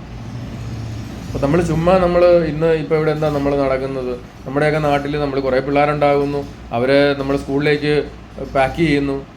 ഇവർക്ക് എന്തെങ്കിലും മനുഷ്യത്വപരമായ എന്തെങ്കിലും ഒരു ട്രീറ്റ്മെൻറ്റ് നമ്മൾ സ്കൂളിൽ കൊടുക്കുന്നുണ്ടോ? വിദ്യാഭ്യാസം നമ്മൾ കൊടുക്കുന്നുണ്ടോ? ഞാൻ ഒരിക്കൽ സന്തോഷ് ജോർജ് കുളങ്ങരെ നേരിട്ട് വിളിച്ച് സംസാരിച്ചിട്ട് പുള്ളി എന്നെ തിരിച്ചു വിളിക്കാനുണ്ട്, ഇതുവരെ വിളിച്ചിട്ടില്ല ഈ ഒരു കാര്യം പറഞ്ഞിട്ട്. ഇതിനൊരു മാറ്റം നമ്മൾ കൊണ്ടുവരണം. വെറുതെ നമ്മൾ ജനിക്കുന്നു, കുറേ ഇംഗ്ലീഷ് പഠിക്കുന്നു, കണക്ക് പഠിക്കുന്നു, സയൻസ് പഠിക്കുന്നു. ഞാനിതൊക്കെ പഠിക്കാൻ വളരെയേറെ താല്പര്യമില്ലാതിരുന്ന ഒരാളാണ്. എനിക്കിതൊന്നും പഠിക്കാൻ ഒരു താല്പര്യമില്ലായിരുന്നു. അതുകൊണ്ട് തന്നെ എൻ്റെ അമ്മച്ചിയും ചാച്ചനും എല്ലാം കൂടെ അടിയും പിച്ചും, ടീച്ചർമാർ ചെവി ഒക്കെ ഇങ്ങനെ പിച്ചി പറിച്ച് തൊലിയില്ലാതെയായിരുന്നു എൻ്റെ ഓരോ കഷവും മുതുകുമൊക്കെ ഇരുന്നുകൊണ്ട്, തുടയൊക്കെ ഇരുന്നുകൊണ്ടിരുന്നത് പിച്ചി തൊലിയെടുക്കും. അങ്ങനെ ക്രൂരമായ ഒരു കാലഘട്ടം എനിക്കുണ്ടായിരുന്നു. എനിക്ക് ആരോടും പരാതിയൊന്നും ഇല്ലെങ്കിലും സംഭവിച്ച കാര്യങ്ങളാണ് ഇതൊക്കെ. അപ്പം നമ്മളൊരു സംസ്കാരം ഉണ്ടാക്കാനാണ് ശ്രമിക്കുന്നത്. ഇതിനാണ് ഗുരുകുല വിദ്യാഭ്യാസം പണ്ട് ഉണ്ടായിരുന്നത്. സംസ്കാരം, ആ ഒരു സംസ്കാരത്തെ നമ്മൾ കെട്ടിപ്പടുക്കുകയാണ് നമ്മൾ ഓരോ ജന്മങ്ങളിലൂടെയും ചെയ്യേണ്ടത്, അല്ലേ? മനോമയത്തിൽ എന്താ പറയുന്നത്? ലോകത്ത് അമ്മയുടെ യോനിയിൽ നിന്ന് പുറത്തു വരുന്ന, അല്ലെങ്കിൽ സ്ത്രീയുടെ യോനിയിൽ നിന്ന് പുറത്തു വരുന്ന എല്ലാ ജന്മങ്ങളും സ്വന്തം ചരിത്രം, തൻ്റെ തന്നെ ചരിത്രം പഠിക്കാൻ ഈ നാട്ടിൽ വരണമെന്നാണ് അതിനകത്ത് എഴുതിയിരിക്കുന്നത്. അതിനകത്ത് എല്ലാ കാര്യങ്ങളും മനോമയത്തിൽ നമുക്ക് ഉൾക്കൊള്ളാൻ പറ്റത്തില്ല. കുറേയൊക്കെ ഈ ആധുനിക കാലത്ത് അതൊക്കെ ബാലിശമായിട്ടാണെന്ന് നമുക്ക് മനസ്സിലാവും. പക്ഷേ ചില കാര്യങ്ങൾ നമുക്ക് നല്ലത് എവിടുന്ന് സ്വീകരിക്കും. അപ്പോൾ നമുക്ക് ഈ കാലഘട്ടത്തിൽ വേണ്ടത് ഇത്തരം കാര്യങ്ങളെക്കുറിച്ചുള്ള അറിവ്, ഒരു സംസ്കാരമാണ് നമ്മൾ പഠിപ്പിക്കേണ്ടത്. എങ്ങനെ പെരുമാറണം, എങ്ങനെ ചിന്തിക്കണം, എങ്ങനെ ജീവിക്കണം, എന്താണ് ജീവിതം എന്ന് ആദ്യം പഠിപ്പിച്ചിട്ട് വേണം ഇംഗ്ലീഷും കണക്കും. ശരിക്കും പറഞ്ഞാൽ ഒരു 20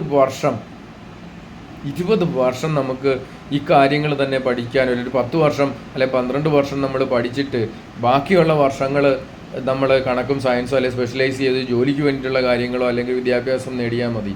ബാക്കി അത്രയും വർഷവും നമ്മൾ സംസ്കാരമാണ് പഠിക്കേണ്ടത്. ശരിക്കും ഞാനിവിടുത്തെ മുഖ്യമന്ത്രി ആകുവാണെങ്കിൽ തീർച്ചയായിട്ടും ഞാൻ ഈ ഒരു സംസ്കാരം ഇവിടെ കൊണ്ടുവന്നിരിക്കും.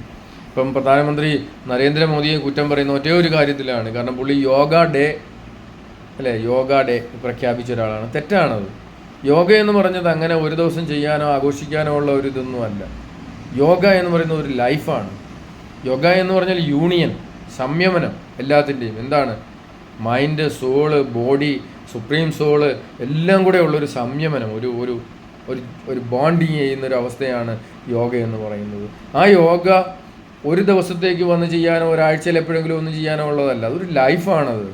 ഇന്നിപ്പോൾ ഇവിടെ എന്താ യോഗ എന്ന് പറഞ്ഞ് പഠിപ്പിക്കുന്നത്? മുട്ടുവേദന മാറ്റാം, തലവേദന മാറ്റാം, മൈഗ്രെയിൻ യോഗ, നടുവേദനയ്ക്ക് യോഗ, ബുദ്ധിക്ക് യോഗ, കോൺസെൻട്രേഷൻ യോഗ, പല തരത്തിലുള്ള യോഗ. ഇതൊന്നും വെറുതെയാണ്. യോഗയ്ക്ക് അങ്ങനെയുള്ള കഴിവുകളൊന്നുമില്ല. യോഗയെന്ന് പറഞ്ഞു കഴിഞ്ഞാൽ ഒറ്റ കാര്യമേ ഉള്ളൂ, ഈ ഒരു ബോണ്ടിങ്, ശരീരവും മനസ്സും ആത്മാവും പരമാത്മാവുമായുള്ള അതാണ് യോഗ എന്ന് പറയുന്നത്. Yoga means union of mind, body, soul and with the supreme soul. ഇതാണ് നമ്മൾ സിമ്പിളായിട്ട് പറയാൻ പറ്റുന്നത്. വേറെ ഒരുപാട് അർത്ഥതലങ്ങളുണ്ട്, അതെല്ലാം കൂടെ നമുക്ക് ഇവിടെ വ്യാഖ്യാനിക്കാനൊന്നും നമുക്ക് സാധിക്കത്തില്ല. അപ്പോൾ കണ്ട ആസാമികൾ എവിടെയെങ്കിലും എന്തെങ്കിലും വിളിച്ചു പറഞ്ഞ് മതവികാരം ഇളക്കി വിട്ടോ അല്ലെങ്കിൽ കുറേ ആളുകൾ കൂട്ടം ചേർന്നുകൊണ്ടോ ഒരു സമൂഹത്തിൻ്റെ നീതിന്യായ വ്യവസ്ഥ, ആധുനികമായി ഇത്രയും ശ്രേഷ്ഠമായ ഒരു നീതിന്യായ വ്യവസ്ഥയുള്ളൊരു ഭാരതത്തിലാണ് നമ്മൾ ജീവിക്കുന്നത്. അറേബ്യൻ ലോകത്തൊക്കെ ആണെങ്കിൽ അവിടെ നമുക്ക് ബഹളം വയ്ക്കാനോ വഴക്കിടാനോ പറ്റത്തില്ല. കമ്മ്യൂണിസ്റ്റ് രാജ്യങ്ങളിൽ നമുക്ക് ചൈനയിലൊക്കെ പറ്റുമോ? നമ്മുടെ സ്വാതന്ത്ര്യം തുറന്നു പറയാൻ പറ്റുമോ? ഇല്ല. അപ്പം നമുക്ക് ഇന്ന് കിട്ടിയിരിക്കുന്ന സ്വാതന്ത്ര്യം നഷ്ടപ്പെടാതിരിക്കാൻ നമ്മൾ ഈ സ്വാതന്ത്ര്യത്തെ പ്രഘോഷിക്കണം. അപ്പോൾ ഇത്തരം കുൽസിത പ്രവർത്തികളെയും ഗോപ്യമായി ആചരിക്കുന്ന ചില ദുരാചാരങ്ങളെയും നമ്മൾ എതിർത്തേ പറ്റത്തുള്ളൂ. അത് പിണറായി അതിന് വേണ്ടിയിട്ടുള്ള നടപടികൾ സ്വീകരിക്കും. അതിനകത്ത് ഒരു ഹിന്ദു സംഘടനകൾക്കും ഇടപെടാൻ അധികാരമില്ല.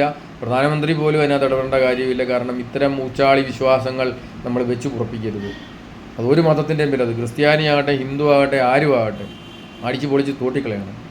കാരണം ദൈവത്തിൻ്റെ പേരിൽ മനുഷ്യൻ എന്തിനിങ്ങനെ ഭയപ്പെടുന്നു എന്നുള്ളതാണ്. ദൈവം എത്രയോ സിമ്പിളായിട്ടാണ് നമ്മുടെ മുമ്പിൽ അവിടുന്ന് പ്രവർത്തിക്കുന്നത്. എത്രയോ എളിമയോടുകൂടിയാണ് ദൈവം നമ്മുടെ മുമ്പിൽ പ്രവർത്തിക്കുന്നത്, അല്ലേ? ദൈവം ഭൂമിയിൽ എവിടെയെങ്കിലും തന്നെ മാനിക്കാനോ തൻ്റെ അത്ഭുതം കാണിക്കാനോ എവിടെയെങ്കിലും ഒരു സ്ഥലം വെച്ചിട്ടുണ്ടോ? ഒന്നുമില്ല. ദൈവം മനുഷ്യരിലാണ് വസിക്കുന്നത്. നമ്മുടെ ഉള്ളിലാണ് ആ പരമാത്മാവ് നിലകൊള്ളുന്നത്. ആ ചൈതന്യം നമ്മളിൽ നിലനിൽക്കുന്നതുകൊണ്ടാണ് നമ്മൾ ജീവനോടെ ഇരിക്കുന്നത്. എന്നിട്ടും നമ്മൾ തിന്മയിലേക്ക് പോകുമ്പോൾ പരമാത്മാവ് ഒരുപാട് വേദനിക്കുന്നുണ്ട് എന്നുള്ളതാണ്. ദൈവത്തെ നമ്മൾ അറിയാത്തത് കൊണ്ടാണ് ദൈവത്തിൻ്റെ പേരിൽ ഇന്ന് കൊല്ലും കൊലയും ഇത്തരം വിശ്വാസ ദുരാചാരങ്ങളും ഒക്കെ ദൈവത്തെ പ്രീതിപ്പെടുത്താൻ വേണ്ടി നേർച്ച ഞാൻ ചെയ്തിട്ടുള്ളതാണ്. ഞാൻ ഒരിക്കൽ നേർച്ച നേർന്നത് കൊണ്ടുപോയി ചെയ്യേണ്ടി വന്നതാണ്. ആലപ്പുഴ പൂങ്കാവ് പള്ളിയിൽ ഞാൻ നേർച്ച നടത്തിയിട്ടുണ്ട്. അതെനിക്ക് ആ ഒരു തിരിച്ചറിവില്ലായിരുന്നു. നേർന്നു പോയി. അപ്പം നമ്മളത് ചെയ്യണം. ഒരു നേർച്ച നമ്മൾ നേർന്നു കഴിഞ്ഞാൽ അത് ചെയ്തിരിക്കണം, അല്ലെങ്കിൽ അത് തെറ്റാണ്. അത് നേരേണ്ട കാര്യമില്ല. അത് പിന്നീടാണ് എനിക്കത് മനസ്സിലായത്. അപ്പോൾ മനസ്സിലായി കഴിഞ്ഞപ്പോഴും അവർ കടം നമ്മുടെ ആത്മാവിന് വരാതിരിക്കാൻ വേണ്ടിയിട്ടാണ് നമ്മളങ്ങനെ. ഇപ്പം ഇങ്ങനെയുള്ള ഒരു കാര്യം ദൈവത്തെ പ്രീതിപ്പെടുത്താൻ നമ്മൾ ഒരു ഭക്താഭ്യാസങ്ങളും ചെയ്യേണ്ട കാര്യമില്ല. അവിടെ നമ്മൾ ചെയ്യേണ്ട ഒരേ ഒരു കാര്യം നന്മ ചെയ്യുക.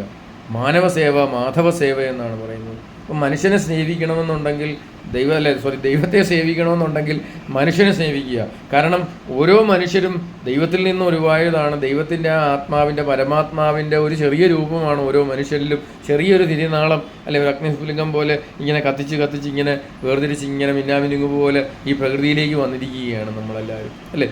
അപ്പോൾ ഓരോ മനുഷ്യനെയും നന്മ ചെയ്യുമ്പോൾ അവൻ്റെ ഉള്ളിലുള്ള പരമാത്മാവിന് തന്നെയാണ് ആ നന്മ ചെല്ലുന്നത്. അപ്പം മറ്റൊരുവനെ അവനവനായി കാണുന്ന സുഖങ്ങളെ അവരനായി കാണണം എന്നാണ് പറയുന്നത്. നമുക്ക് വേണ്ടി ചെയ്യുന്ന എല്ലാ കാര്യങ്ങളും തന്നെ മറ്റുള്ളവന് വേണ്ടിയും കൂടി നമ്മൾ കരുതണമെന്നാണ് ശ്രീനാരായണ ഗുരു പഠിച്ചത്. അപ്പോൾ ആ ശ്ലോകം ഞാനിപ്പം പെട്ടെന്ന് മറന്നുപോയി. അതുകൊണ്ടാണ് അവനവൻ ആത്മസുഖത്തിനായി കരുതുന്നെന്നും പറഞ്ഞൊരു ശ്ലോകമാണ്, മറന്നുപോയി. അപ്പോൾ മറ്റുള്ളവർക്ക് വേണ്ടി നമ്മൾ എന്ത് ചെയ്യുന്നു അതാണ് ദൈവം സ്വീകരിക്കുന്നത്. ക്രിസ്തു അത് തന്നെയാണ് പറഞ്ഞത്. നിങ്ങൾ എൻ്റെ നാമത്തിൽ ഒരു ഉടുപ്പോ അല്ലെങ്കിൽ ഒരു ഗ്ലാസ് വെള്ളം കൊടുത്താൽ ഞാൻ നിങ്ങൾക്ക് സ്വർഗ്ഗത്തിൽ പ്രതിഫലം തരാമെന്നാണ് പറഞ്ഞിരിക്കുന്നത്.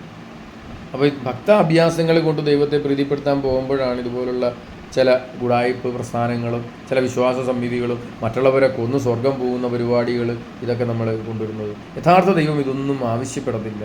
ആരുടെയും രക്തം ചിന്തത്തില്ല, ആരെയും കൊല്ലത്തില്ല. എത്രയോ നല്ലവനാണ് ദൈവം. ക്രിസ്തു തന്നെ പറയുന്നുണ്ട്, ദൈവം എത്രയോ നല്ലവനാണ്, പിതാവ് ഒരുവനേ നല്ലവനായുള്ളൂ എന്നാണ് പറയുന്നത്. പരബ്രഹ്മം, അതാണ് പിതാവ്, പരബ്രഹ്മമായ ഈശ്വരൻ. ബ്രഹ്മം എന്ന് പറഞ്ഞാൽ അത് ഒരു കേന്ദ്രമാണ്, എല്ലാത്തിൻ്റെയും കൂടെ ചേർന്ന്, അല്ലേ? ഉള്ളിലിൻ്റെ ഉള്ളിൽ ബ്രഹ്മയെന്നാണ് നമ്മൾ ഈ തുറക്കുന്ന സാധനത്തിന് പറയുന്നത്. അതായത് ഉള്ളിലേക്ക് പോകുന്ന സാധനം എന്നുള്ളൊരു അർത്ഥത്തിലായിരിക്കാം അതിനിട്ട്. എനിക്ക് സംസ്കൃതം അത്ര വലിയ വശങ്ങളൊന്നുമില്ല, കുറേയൊക്കെ വാക്കുകൾ ഇങ്ങനെ കേട്ട് പഠിച്ചുള്ള അറിവുകൾ മാത്രമേ എനിക്കുള്ളൂ. അപ്പം ഈ ഒരു മർമ്മം അല്ലെങ്കിൽ ഏറ്റവും കേന്ദ്രത്തിലാണ് ബ്രഹ്മാവ് അല്ലെങ്കിൽ ബ്രഹ്മം എന്ന് പറയുന്നത്. ഏറ്റവും ഉള്ളിൽ അങ്ങ് ഇതിൻ്റെ എല്ലാത്തിൻ്റെയും കൂടെ സത്തയായിട്ട് ഇതിൻ്റെ എല്ലാം കൂടെ കേന്ദ്രത്തിൽ നിൽക്കുന്നതാണ്. ആ ബ്രഹ്മാവിനെ കേന്ദ്രീകരിച്ചാണ്, ബ്രഹ്മത്തെ കേന്ദ്രീകരിച്ചാണ് ഈ പ്രപഞ്ചവും സകല സൃഷ്ടികളും എന്തൊക്കെയുണ്ടോ അതെല്ലാം നിലനിൽക്കുന്നത്. അല്ലാതെ ഒന്നിനും നിലനിൽക്കാൻ സാധിക്കത്തില്ല. അത് പാതാളമായാലും ആകാശമായാലും ദേവലോകമായാലും സ്വർഗമായാലും എന്തായാലും അതിൽ മാത്രമേ നിലനിൽക്കാനായിട്ട് സാധിക്കത്തുള്ളൂ. ദൈവമില്ലെന്ന് നിങ്ങൾക്ക് വിശ്വസിക്കാം, നിങ്ങളുടെ വിശ്വാസമാണ്.